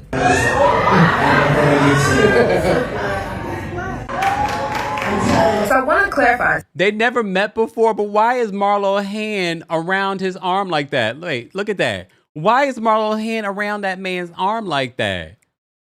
Why is it? Honestly, look, Boxy said he should date Marlo with everything that's going on. Okay. See, that's what almost convinced me. I was like, wait a minute, are they dating? Why is her arm around his arm like that? But she knows she secures a bag. Can't be mad at that. So I want to clarify something. First of all, okay, so the brunch that you guys are looking at, this was a brunch for Catherine Bruton. Went down in Atlanta. It was a gospel brunch. Kirk Franklin was there. Tyler Perry was in attendance. He was taken to the brunch, invited to the brunch by Jason Lee. I'm so grateful for Jason, who made a call and got Tyler. Tyler don't come outside. I'm telling it, Marlo, who is Catherine Bruton's best friend, was also at the brunch, which is how the two ended up in the same place. They met. She's caught in some videos. They're taking some photos together as well, too. But they are not dating. That is not a thing. That is not happening. This was their first meeting from what I am told. And there are also some photos that are circulating right now. Here are the photos that are circulating, right? Look at that photo. I knew because first of all, from the side, Marlo looks like Portia. Portia wishes it was her. Portia wishes, because that's the bag that Portia really would like. I could tell from this photo that this was AI. Don't tell me how. I just looked at it, I was like, this is giving AI. Because also, this is just not how Tyler moves. And if it was real, then I'm like, this is a scheme that Todd set up for Tyler to come to us to ignore the lawsuits that he's facing. This is not real. Those photos are fake. Those are AI. Now, here are the original photos that were taken. I've spoken to the photographer, Freddie O, who took the original photos. Here are the original photos that were taken. Marlo looks good, though. Can we just, one time for Marlo? Marlo looks good. I've seen a few pictures of Marlo. She's been looking good. The fashions will always fashion. Look at this outfit that she has on. That's a wonderful brunch outfit. Like, she is evergreen. Okay, Marlo looks good. Do I want to see her full-time on Real Housewives of Atlanta? No. A friend of, maybe. She should have never been a full-time housewife. Because she's not a housewife. Did she sell her home? I know it's on the market. Did she officially sell it? The townhouse. Yeah, she put the townhouse up, y'all. It looks nice. That's fine. All right. And I want to make it clear, too, I was told by the photographer that Tyler Perry wasn't even, like, trying to do the whole photo thing. He didn't even want this to be about him. He was there to enjoy the brunch with his friend Jason Lee and to support Catherine Bruton. And all of this just, like, took a left turn. Shout out to Lauren LaRosa. Thank you for that update on, for those that were wondering what's been going on with Tyler and Marlo. Let's talk about Real Housewives of Beverly Hills. I know. So they are in Italy. The Real Housewives of ladies are in Italy, and they are still obsessed with Amanda. Look, I get why people do not like Amanda. I get it. But the way that they're constantly talking about Amanda, making everything about Amanda, I'm just like, you can't just help but like, okay, guys, but you guys are annoying. It's Amanda. Okay? So Kyle, at the top of this week's episode, we talked about, for those that may have missed it, we did talk about last week's episode during my Saturday afternoon live. So if you missed it, you can go watch it Saturday's live. So they're in Italy, okay? They're being hosted by Bozema St. John. Sutton's luggage still has not arrived, so she borrows a dress from Kyle. Apparently, it's from Zara. But that's what I like about Kyle. I know, you're probably like, you like something about Kyle? No, I like the fact that Kyle can be regular. She doesn't need glam. She does her own glam. She even has a Zara dress with her, okay? Not everything is expensive, and she could afford it, unlike Dorit. Let's just talk about Dorit from top. Dorit was on Watch What Happens Live yesterday, and yes, the questions about her pre-foreclosure came up, but also they talked about why did she bring up the cult of it all. Did you guys see her explanation? I'm not going to even play for you the explanation because it didn't explain anything. She couldn't just say, I brought it up because I thought it'd be a perfect dig. She tried to make excuses associating what Amanda had said before. And I was like, Dorit, you're lame. You are so lame. And then I thought to myself, if I had to choose Dorit over Angel from Real Housewives of Potomac, I choose Angel. You know why? Because at least Angel gave us that terrible trip that she hosted in Colorado. Okay? At least she gave us things to laugh at, like Mercurial. Okay? Dorit, you're lame. You've been lame. The fashions are good, though. I will give her that. The fashions are good. Honestly, I prefer her fashions over Rachel Zoe's. Yeah, I prefer her fashions over Rachel Zoe. Rachel Zoe gives hobo chic. Or not chic, but whatever. So speaking of Rachel says that she's like, I just want to go home. Because remember last week, her son revealed to Rachel that the dad talked about, he has a new girlfriend. And she's very upset about it because she wasn't told that he was going to mention this. And she's worried about her son. And I said to you, like, I feel like her son Caius is so mature. He did sound a little upset, though. I will say this in this week's episode when he spoke to his mom. But I don't think he was that upset. I still don't think that he was that upset. Okay? He might not like the lady, or maybe the way the father told him. But I don't think it was to the point where Rachel has done reality television before, y'all. So Rachel is always producing. So everything I see that Rachel does, sometimes I'm like, all right, Rachel. I think she's a good addition, but at the same time, there's certain things, especially the jumping on the bandwagon when it comes to Amanda. I'm like, okay. Do you guys really believe that Kyle is defending Amanda because she really believes what she's saying, or is she just jumping in to sort of because she doesn't want the audience to see that everyone's piling on Amanda? Do you think that she really believes that, or do you think that she's only doing that because it's going up against Dorit and she can't stand Dorit? I'm just not sure because I don't believe Kyle is 100% authentic in regards to her defense of Amanda. But okay. Let me say thank you. We had a couple of super chats. Thank you so much, Ilya, for the super chat. Ilya says, we know. Oh, now we know. Mr. Melon Magic, thank you so much for the super chat. Mr. Melon says, Tokyo is in need of help from mental to dental.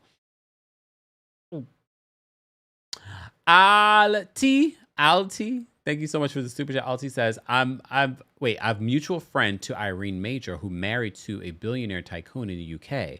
Emma's father is also a billionaire who had Emma from an affair with an aristocrat. I don't want to be messy. I'm just going to say allegedly because I haven't seen that information, but I believe you. What? Emma's father is also a billionaire who had Emma from an affair with an aristocrat. I don't want to be messy.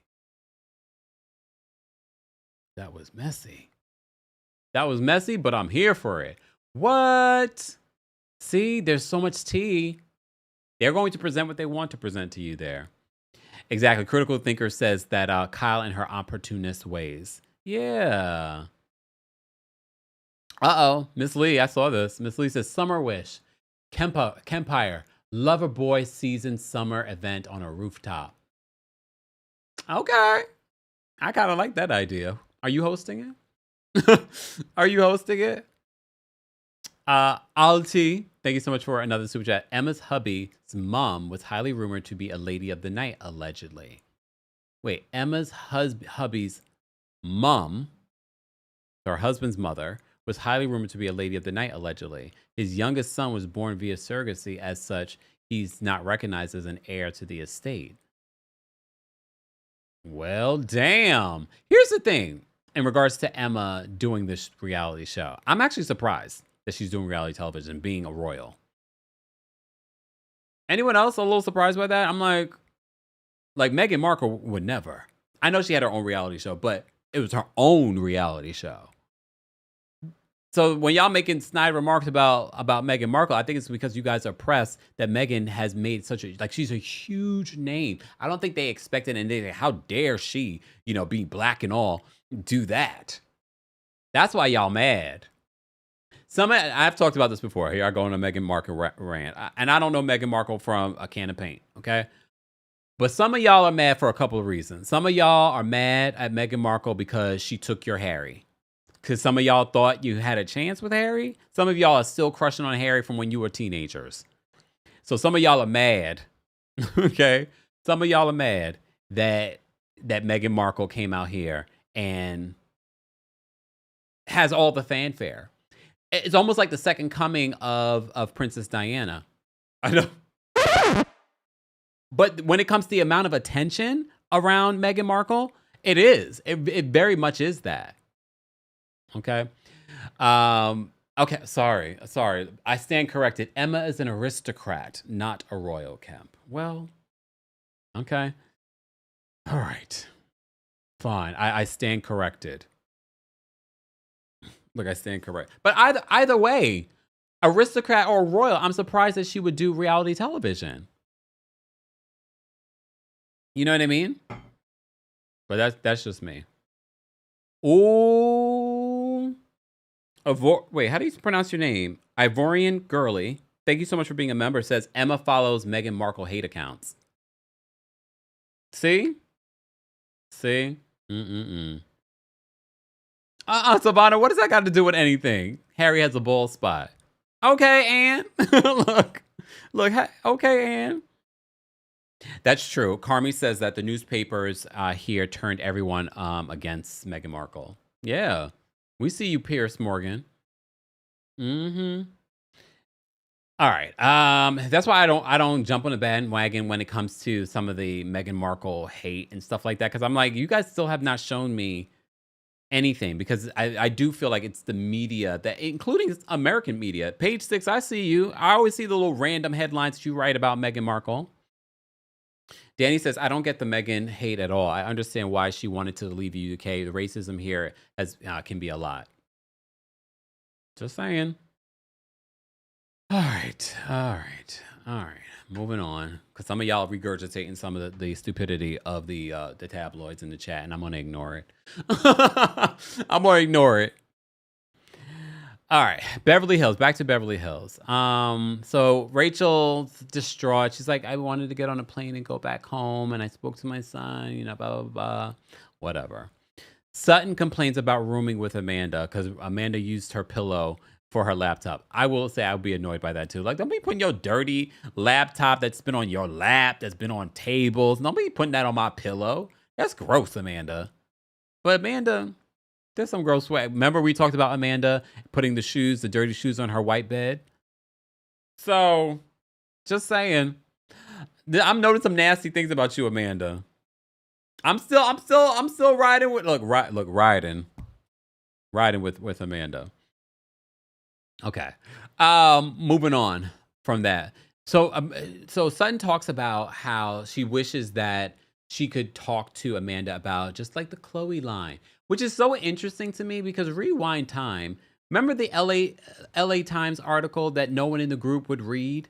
And Sutton was talking about, like, I read the entire article. And she was just basically talking about how this group is, very surface. And it's just like, now all of a sudden you just want to talk about Chloe's spring line. You don't want to have a deeper conversation with Amanda. I don't know if you can have a deep conversation with Amanda. I don't imagine that conversations with Amanda are actually that interesting. I'm not going to even lie to you. No matter how I feel like this is a gang up on Amanda, I think I would like lose my mind talking to Amanda. Maybe, I don't know. But based on what we've seen, I'm like, girl, but you volunteered to be in a room with her. And do I feel like you were really trying to help her? No, Sutton. You did that because you were trying to spin some sort of narrative. But apparently that narrative is spinning another way. And I have to say, this is the one time that I'm going to agree with Dorit. I believe that Dorit is right about Sutton, that she's now aligning herself because at the end of the day, you even gave up your friendship with Garcelle so that you can align yourself with Kyle. You want to be with Kyle and you want to be on her side. So now I'm seeing, because remember that conversation from last week's episode, she had that conversation, Sutton, Kyle, and Amanda. I see Sutton has now changed teams again. So I agree with Dorit in regards to you playing sides and talking about her. And now you're trying to be all innocent about it. No, I do see the shift. I agree with Dorit on this. This is what you're doing. You don't want to. You're now seeing the shift, and you're like, you know what, I'm gonna be on Kyle's side because Kyle is defending Amanda. You are so desperate to be Kyle's sister. I don't get it. Does she not have any sisters? Sutton? Is she an only child? I don't remember now. SW says, I agree. I think they're all on Amanda, but still Amanda is boring. I mean, I can see why they hired Amanda, but at the same time, I'm like, okay. I don't know. Would I want to have a conversation with Amanda? Not really. Not really. All right. Let me play for you because speaking of Dorit, Lord, what's going on with this damn website? I don't know why it's doing this. All right. I want to play this clip because I digressed in regards to the conversation. I want to go back to Watch What Happens Live and what Dorit had to say about her pre-foreclosure because we did do a video on Dorit and her pre-foreclosure. Okay. Why does this light keep changing on me? Light. Is it because I'm wearing my hat? Look. Let me just play for you what Dorit had to say in regards to her pre-foreclosure. Hold on, y'all. All right. Where is it? Oh, here it A is. lot of questions wanting. We But I'd like got to be back. a lot of questions wanting to know about the unpaid mortgage that we read about this year. Well, that is something that I learned when a few weeks before everyone else learned, as we discussed at the reunion. It's something that, PK was in charge of. I didn't know. It was not being paid. Who told you who told you that she was going to do this? Act like she didn't know this was something that PK handled. Look, Judy just said you called the Kempire. Girl, this is your second pre-foreclosure in the last 2 years? Remember this before? This was the same excuse that you gave before. After the first pre-foreclosure, wouldn't you, especially because you're going through a divorce now. That was different. Before you weren't going through a divorce. Now you're going through a divorce. Months, the mortgage hadn't been paid since September, and there are multiple loans that you have on this home. This narrative about you not knowing, and you've already been talking about how he's not paying certain things anymore. Why wouldn't you be on the up and up when it comes to your mortgage? I don't understand this. I did not know doesn't work here. To know about the unpaid mortgage that we read about this year. Well, that is something that I learned when a few weeks before everyone else learned, as we discussed at the reunion. It's something that, PK was in charge of. I didn't know. It was not being paid. We've since spoken, and he agreed to bring it up to date. And then we're going to put the house on the market, and the kids and I will, find a new home. All right. They're going to put the house on the market and find a new home. I mean, honestly, this is where I feel bad for the kids. I mean, I feel like the kids will be fine, but I'm not surprised by her statement that she said. They also talked about her constantly being late. I'm over her in this lateness situation. 2 questions for you. Yes, please. Okay. The first one is about your lateness. Oh, shocking. And they say you never seem apologetic keeping the women waiting. What is your response to that?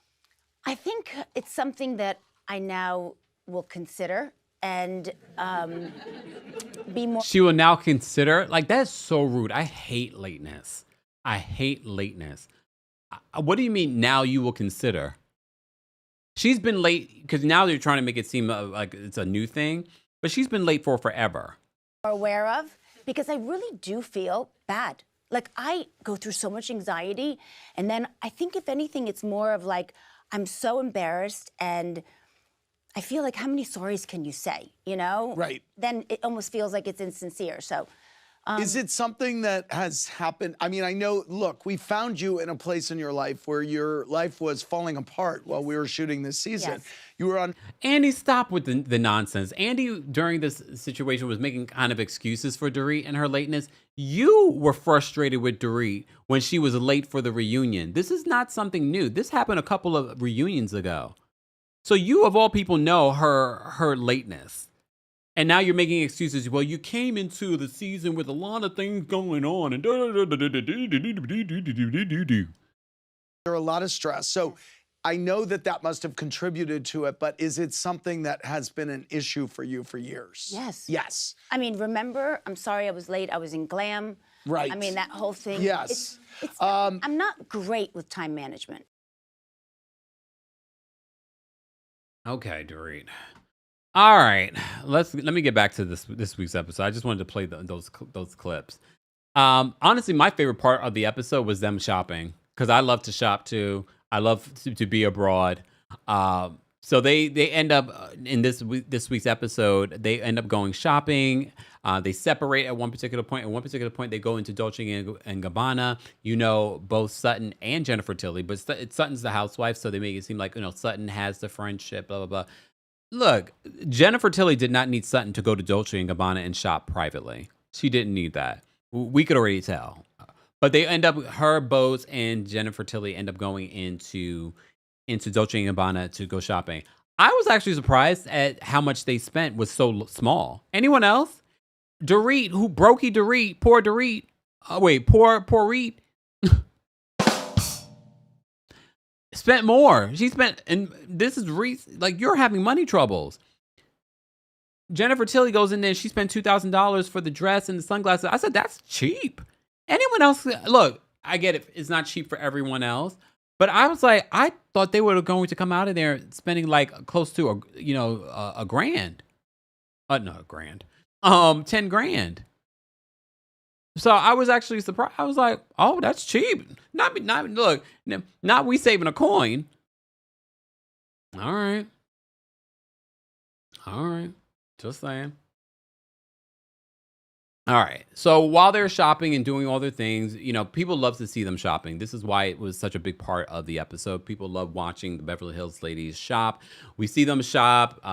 You know, Kyle, she might not buy all her dresses from Zara, but she does love a good bag. So she went and got a Bottega Veneta bag, which was a cute bag. Would I have bought it? Just saying. Foxy's called a burrito. What burrito? Burrito. Bose, OMG Steph said Bose and Erica didn't buy anything. Maybe they didn't see anything that they wanted. But my thing is, if someone's inviting you to a store, you would think you would buy something. You know, like, especially when they shut the store down. But maybe she didn't see anything that she wanted. I don't think people should just buy something to buy something. But we already know why Erica didn't buy something.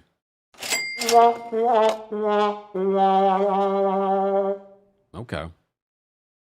Joyce says, especially if you're shutting down the whole store. I mean, look. All right. Moving on from there. So while they're all hanging out during this day's event, they had those face masks. And who was it? Who was there? There was Natalie. There was Bose. Natalie's the one who says, I know you're probably like, who's Natalie? Last week, y'all were like, who's Natalie? Who's Natalie? She's not even at the reunion. So, which is so interesting that this week she actually has a moment that Kyle helps to give her. Because no matter how you feel about Kyle, and I do think that Kyle was sort of like throwing her under the bus, but I think Kyle was also throwing her a bone. Get involved. I think that's what it was. Get involved. You're not involved in anything. So I'm going to throw you under the bus in this situation. Because Natalie was there when she says, oh, who would be the Pinocchio of the group? And Bose says, Amanda. And Amanda overhears her saying that. Amanda switches up the story when she retells it to Kyle a little bit later on. So that becomes a bone of contention in the car on the way back. Bose finds out. Bose's like, I don't remember saying that, which I do believe. An off the shoulder comment like that, I could see how you might not remember saying that. You know what I mean? Do you believe that Bose didn't remember saying that in regards to the Pinocchio lying comment thing? I mean, only for us to see it on tape. You did say it. But again, that was, for me, that was light shade. But light shade, but we also have to keep in mind, they keep coming for Amanda. It's like one thing after the next, after the next, after the next. So although I do think that was light shade, that was light housewife shade, But it's like, okay, another thing. Okay. Chrissy says that RHOBH needs to be placed on pause. It's not going to, because despite us saying that it's a terrible season, people are still watching it. It's still being streamed a lot on Peacock. The numbers are, yes, down, but in comparison to Miami's numbers, it's like triple Miami's numbers. I know. But I always tell you, the ratings do not necessarily exhibit the quality. Okay. OMG Steph says that Bose's energy towards Amanda just feels weird. She has done nothing. She hasn't done anything. And it gets weirder. It gets weirder towards the end of the episode, because you saw Bose then says, oh, she was in a cult and she's created a cult. So Bose basically says that her business is a cult. That is damaging to someone's reputation and career. But I did see comments from Amanda online in regards to people talking about her business and things like that. And she was like, welcome to my cult. I have to say, the way she's been handling the media and social media of it all, I have to say that's what's making me go like, okay, Amanda, I see you. You're not letting them see you sweat, which becomes a topic later on during the dinner, because Dorit then, because she found out from Rachel that Sutton has been talking about Dorit and talking about, like, she keeps bringing up Amanda's business, and that's not cool. I wouldn't like that, the whole Googling of it all. But I kind of understand where Sutton's coming from, because you brought up the cult to come back at her. You were digging up information to come at Amanda, because you bringing it up had nothing to do with the issue at hand, especially because the issue was so minor. The issue that Dorit had with Amanda really should have been her issue with Kyle. It didn't warrant, oh, let's talk about the cult. Huh? And you saw, if you watched What Happens Live last night, her justification for bringing up the cult still didn't make sense. It was a bunch of just word salad. I was like, that didn't make any sense, Dorit. But okay, fine.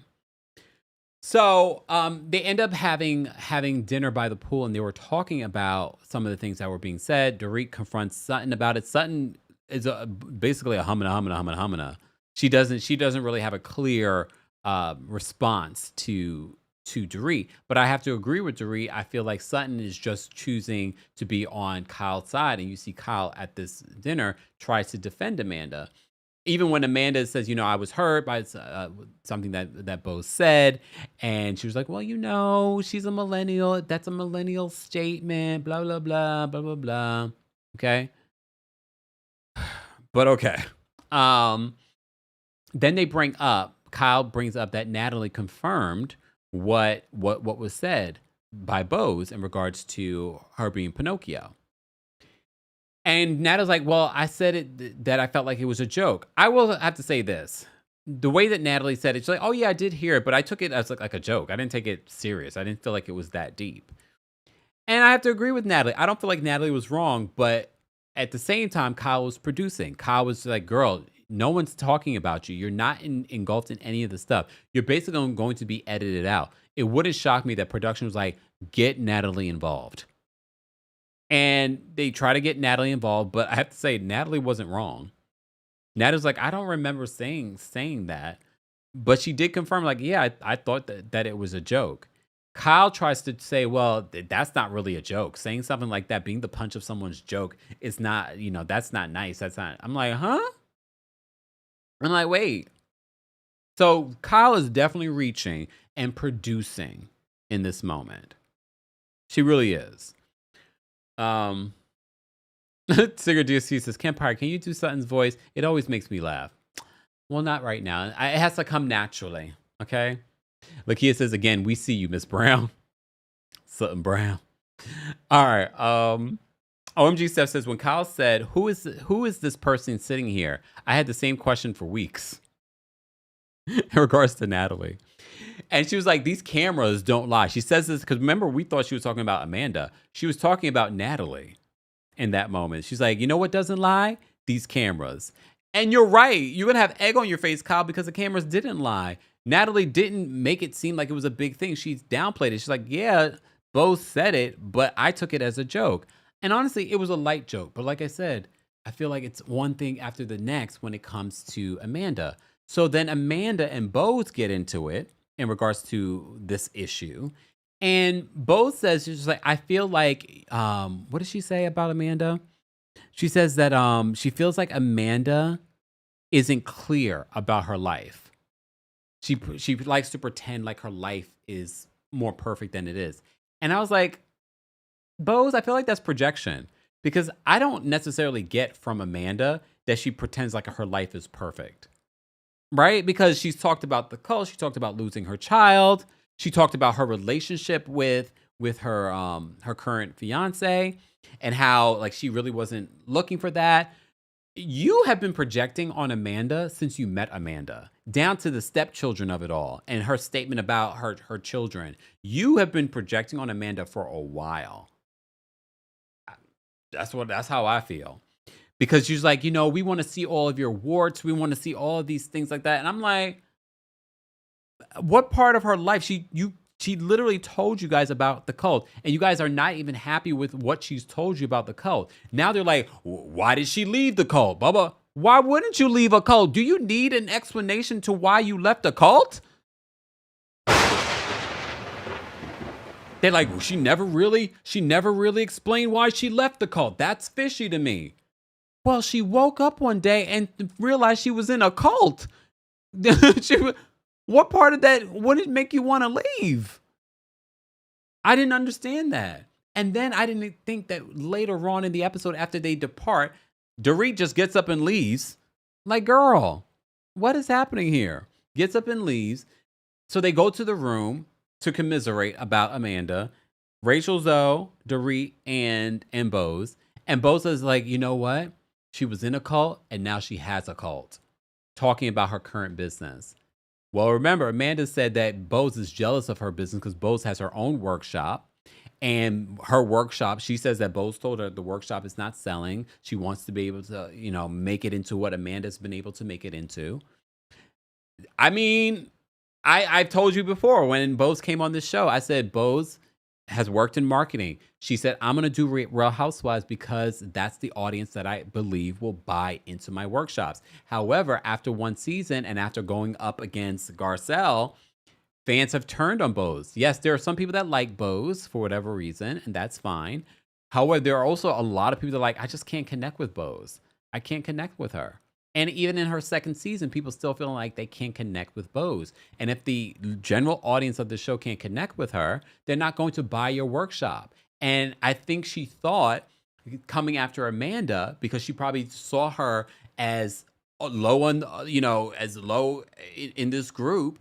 And she's like, fresh meat, let's come for her. And she didn't realize that people would see through it. And like, first of all, there are a lot of people not watching this season because of what happened last season. And they also don't find Bose likable. But I'm sure Bose will tell you she's a girl's girl. But I tell you every time, if someone refers to themselves as a girl's girl, they usually are not.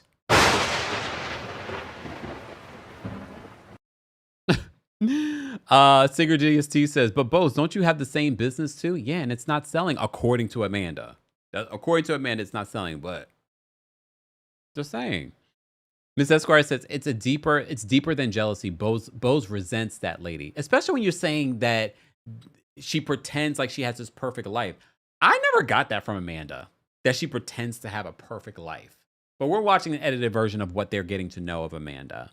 But she's opened up about a few different things. So I find that to be interesting when she was like, we want to see all of your warts and things like that. And I'm just like, have we seen all of your warts, Bose? I feel like you have shared in regards to some of the things that you've gone through. But then you also have given us this Keely storyline that no one believes either. Daphne says Bose is a disappointment. Yeah. Oh, damn. Some of y'all are, oof, Lord, have mercy in the comment section. All right, guys, we're almost at 600 likes. Keep liking the video if you haven't already. I wasn't going to take any callers, but we'll take a bunch of quick callers just because, this is Friday Live. I haven't really done the whole callers on Friday Live, but we'll take a couple of quick callers, but I got to get off of here by 5 o'clock. the latest. All right. So I'm going to do that now. Keep liking the video. Easy, free way of supporting not just my channel, but other channels as well. This is our weekly recap of a bunch of different hot topics and reality television. We just talked about Ladies of London. We just talked about Real Housewives of Beverly Hills. I've only been doing this Friday live because not because of Beverly Hills, but because we could talk about other things. We've just included Beverly Hills to be a part of it. So for those of you that have been saying, Kempire, have you not been recapping Beverly Hills? I have. You've just been missing it. Okay. Funky says, who pitched Bose? Was she the only available Black girl in Real Housewives of Beverly Hills? I don't know. I do not know. If you're a member of the channel, I'm going to drop the call link for you guys on the post tab. Live chat, I will drop the call link for you guys once we get to, we hit 600 likes. I'll drop the call link for you guys as well. All right, so every man for himself to get into the live chat. Kendra, I don't recap House of Villains. I've been watching House of Villains. I haven't watched this week's episode, but I have been watching it. I don't take House of Villains seriously. I feel like it's reality television where people are just playing up on being campy. It's a cute show. It's like, I'm not watching it to be like really paying attention to who's winning or who's playing the better game. It's not like Traitors for me. It's not like Big Brother to me. It's just sort of there. Okay.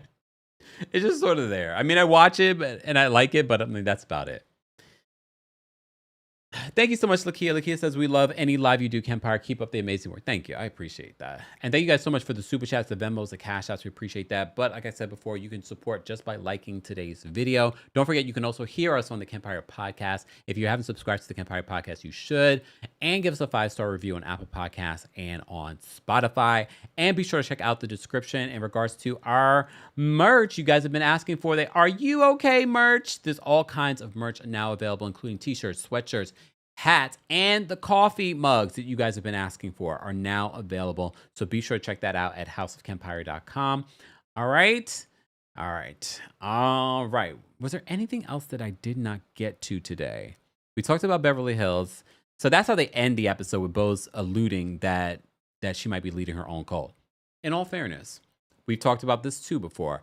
I do believe that some people that end up in a cult do have the potential to lead a cult later on. I'm not saying that's what Amanda's situation is, but I also feel like that's a very serious accusation to make about someone's business, especially coming as someone that comes from the world that Bose comes from. That's a very serious accusation. But I should tell you who she is. I did see that Carlos interviewed Amanda. I'll get the highlights. Okay. Hey, Brycey, long time no see. Brycey says, hey, Kempire, on my late lunch break, I will be on the replay crew to catch up. Thank you. All right. Exactly. RC says, House of Villains is fun, but not serious. However, Tom bossed up on last night's episode. Oh, I haven't watched last night's episode yet. So I don't know. I don't know what he did. Tom is playing his game. Tom Sandoval. He's playing it like it's a serious game, which I can appreciate. And I don't understand why Tiffany Pollard is there for another season. What, third season she's there? But okay. Miss B. Wood says that they're just mad that Amanda's happy. Yeah. RC says, both started off on the wrong road on Beverly Hills and stayed on the wrong foot. She's no bueno for me. Yeah, I feel like a lot of people feel that way about her. All right. Damn, we had a few people backstage. All right. Kiki's backstage. We're going to bring Kiki up first. What are your... Oh, wait. Kiki, before you say anything, the opinions of the callers do not represent the opinions of myself, the Kempire LLC, or our sponsors, and everything that they say is alleged and of their own opinion. All right, Kiki, what did you want to share? Yay, I'm first today. Hey. Okay. Kempire, you know what? They should just leave Amanda alone. Like, they're really, really trying to make fetch happen with her. It's not happening. Let the girl be. And what do they mean she has to explain why she left the cult? Like, she can decide to wake up and feel like, no, this isn't working for me. I've never been in a cult, but I know that there was a time that I really needed spiritual guidance, and I was going to church and just doing all of these things because I was in a terrible place in my life and I just needed to hold on to something. And what happened was, the more I went and I was paying tithes, like I started feeling threatened, because when I didn't pay money, it felt like, oh, I didn't pay money, I didn't give this gift, and I just woke up one day, I'm like, nope, you know, it almost started feeling like a call to me. Like Mm. I had to like sacrifice my life and everything, and Mm. something just felt strange about it. And one day I just blocked them. Like, I'm not doing this. Like, I'm way smarter than this. Like, I know that I'm going through stuff, but you know what, God, if you don't want to fix it, don't fix it. If you want to fix it for me, fix it. But I don't have to give all of my life savings just because Mm. I need prayers. So I can see how that can happen, because I was somewhere, you know, at some point in need of help and spiritual guidance, and I almost got taken advantage of. It's just that I was smart enough to be like, nope, I'm smarter than this. So yeah. Mm. Secondly, oh, sorry. Okay. Kiki, you've been talking. Thanks, Kiki. Okay. All Bye. right. Have a good day. You Bye. too. I mean, I love it. That was cringy to me, them feeling like, oh, she needs to give them a reason as to why she left the cult. Excuse you? All right. Chrissy's backstage. Chrissy, what did you want to share in regards to any of the hot topics that we talked about today? Hey, Kemp. Can you hear me? Yes. Hear me? Okay. Yeah, I can hear you. So I just wanted to add, because I'm messy, so I do watch Mormon Wives. Mm. Okay, I binge watched the last season, so I'm up to date. Oh. Taylor is out of her mind. Okay. And I do feel like if they really wanted to bring in younger viewers, they could have hired. I don't know if you watch Love. I don't think you watch Love Island. I think you say you don't. But the perfect person would have been Janae Craig, who was on not the last season, but the previous season's Mm-hmm. Love Island. That you remember? I don't know if you did the story. She had recently broke up with her boyfriend, Kenny, who was, he got exposed for being racist. Oh, It was yes, yes, calling her yes. the N word. Yeah. She would Yes. have been She's beautiful, too. perfect. Perfect. Such a sweet girl. But she's black. Beautiful. Yes, she's black. Look. But no, I didn't mean like that. But come on. No, but that's She what I'm might, saying. she can mix with anybody, She's the way she was, anybody could have been on there. What's her, Not look, anybody, what's but her any type of man. occupation? What's her Yeah, occupation? like you think any she has white, black, Spanish, yeah, perfect. But that's all I had to say. Thank you so much, Chrissy. That's the thing. That's the thing in regards to if it was a person of color or a black woman, they're going to have a stellar resume. Taylor, just show on up, girl. Taylor, just show on up. All right, let me bring up Miss Esquire. Miss Esquire, what's going on? Hi, nothing much. How are you? I'm doing all right. It's Friday. Okay. I have a lot of thoughts, so I'm gonna get through it quick. I'm really happy that the Miami girls are leading with their ethnicity, because they need to put their foot on the neck of NBC Universal, and that's the best way to do it. Because what do you mean you are canceling the majority Latino show in this day and time and in these political climates? What does that say about you, NBC Universal? So good for them. Lead with all of y'all ethnicities and stay on their neck. Okay, so I'm going to draw a through line as to what we're seeing with Taylor, Frankie, Paul, and what we're seeing with Amanda and Bose. Walk with me. Your point about Rachel Lindsay is correct, right? She had to be twice as good to even get to be the Bachelor. That is what Bose resents about Amanda. Bose resents that she has all of these degrees, all of this training, all of this business acumen, and she cannot do what Amanda is doing.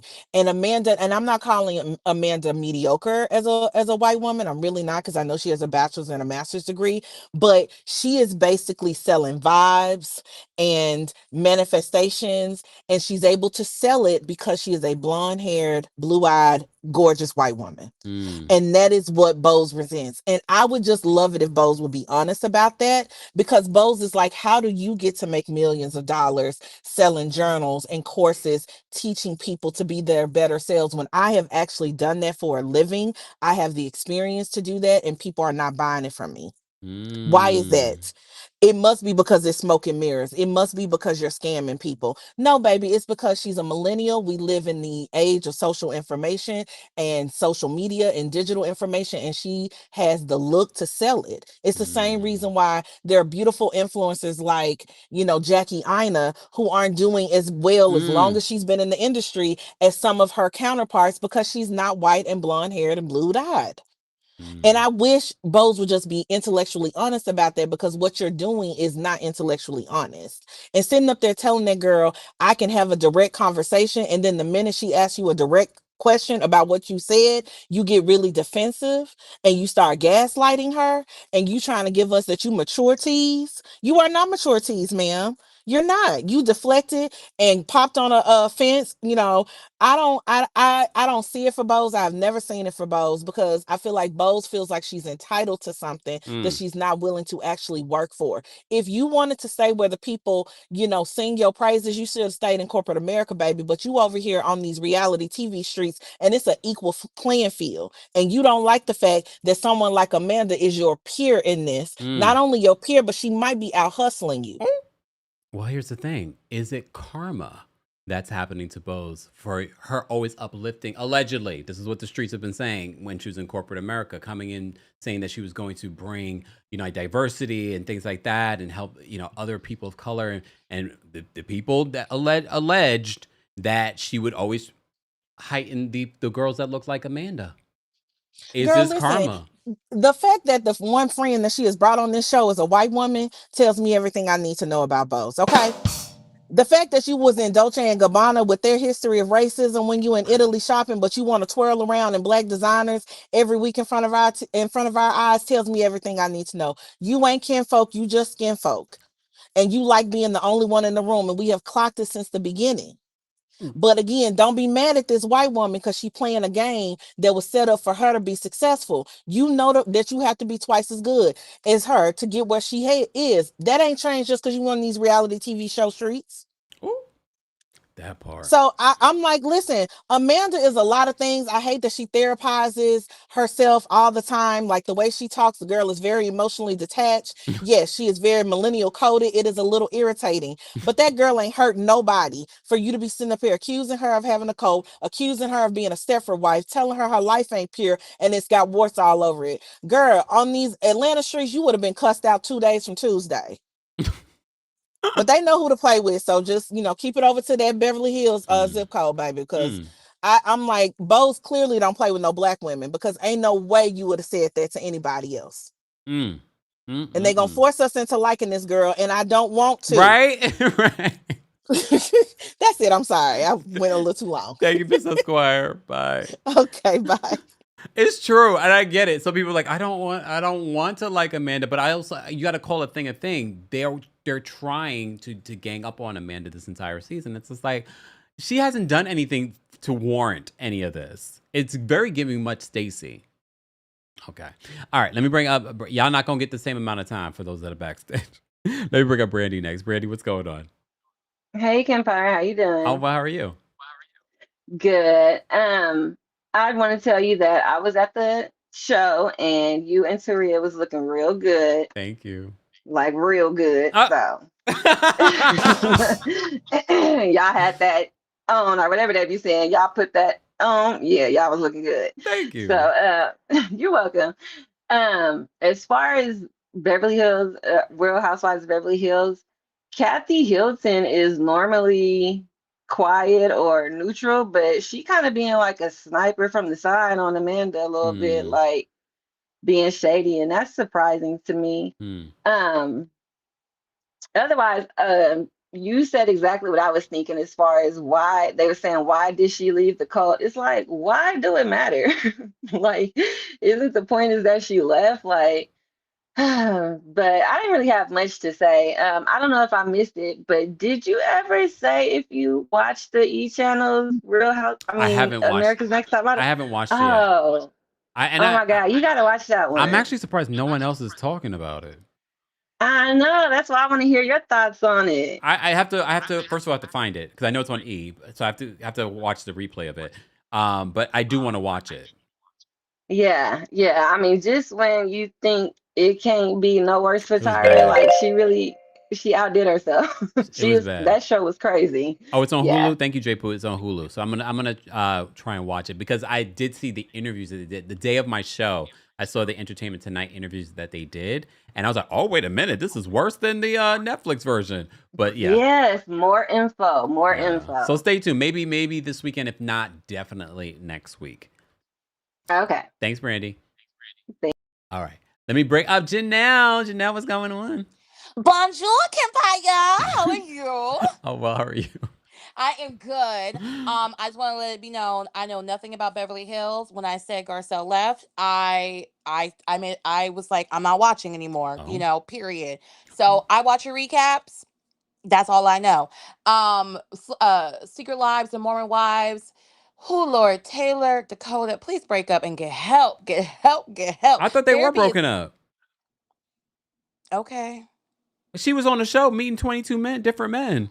Allegedly. She got engaged to a dude, but then returned home and got back together with Dakota. Allegedly. I you I'm know not what? surprised by that because they've been on and off again. Look, I don't watch the show religiously, but I know that they've been on and off again for a while.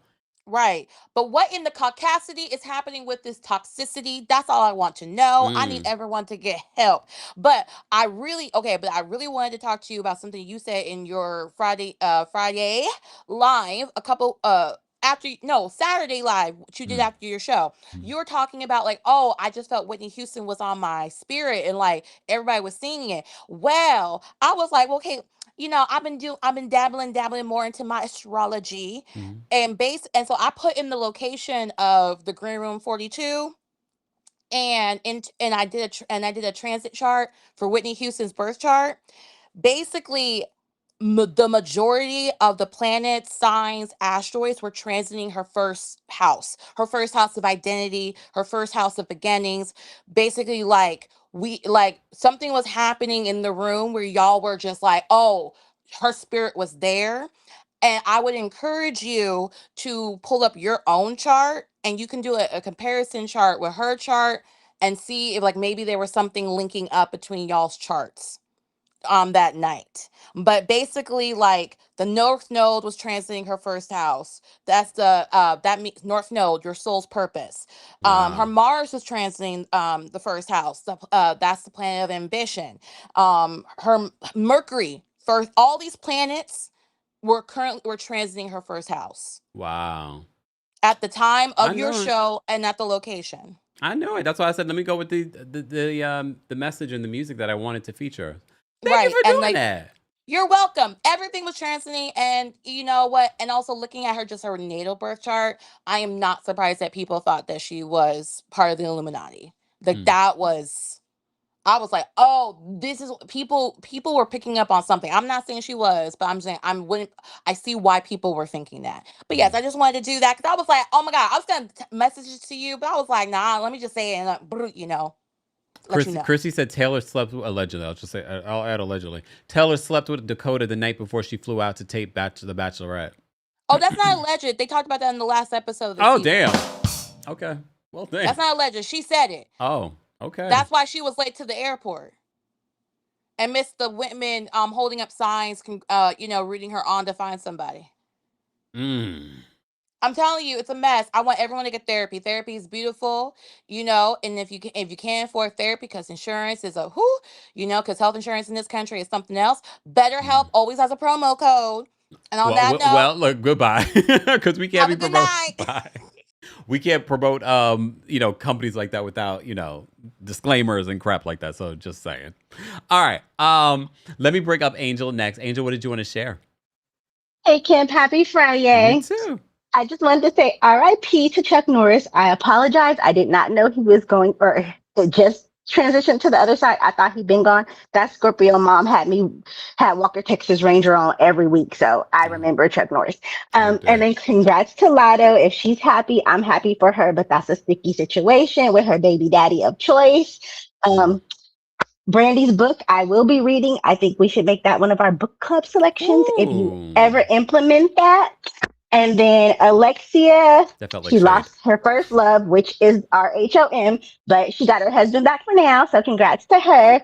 And then those bye. You are like being lightweight a bully because you're jealous of Amanda, but y'all have so many parallels. Y'all have both lost children. Y'all are both trying to sell the same courses. So, man, y'all should just team up together and give the world something different instead of being a hater. So that's it.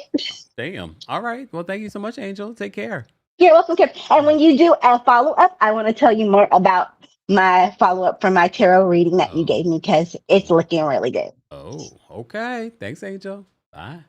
All right. Let's bring up Bernice next. Bernice, what did you want to share? Bernice?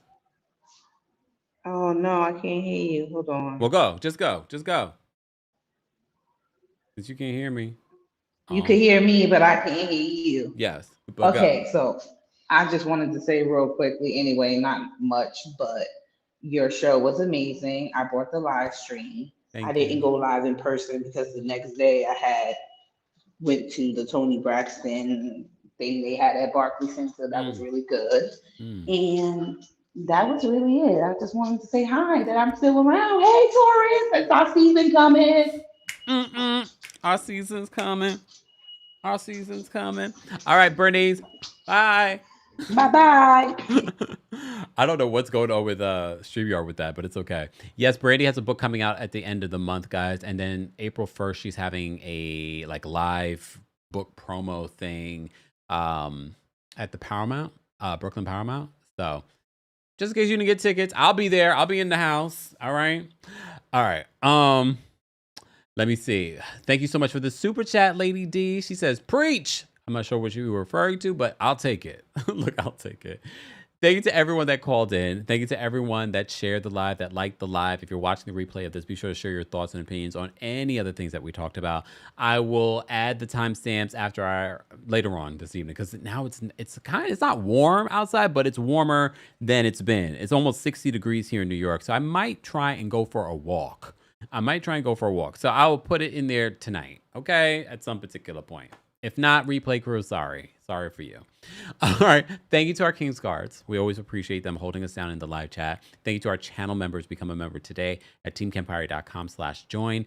And thank you to our subscribers. We appreciate you guys. And if you're not subscribed, get subscribed. Help us reach our 600,000 subscriber. Okay.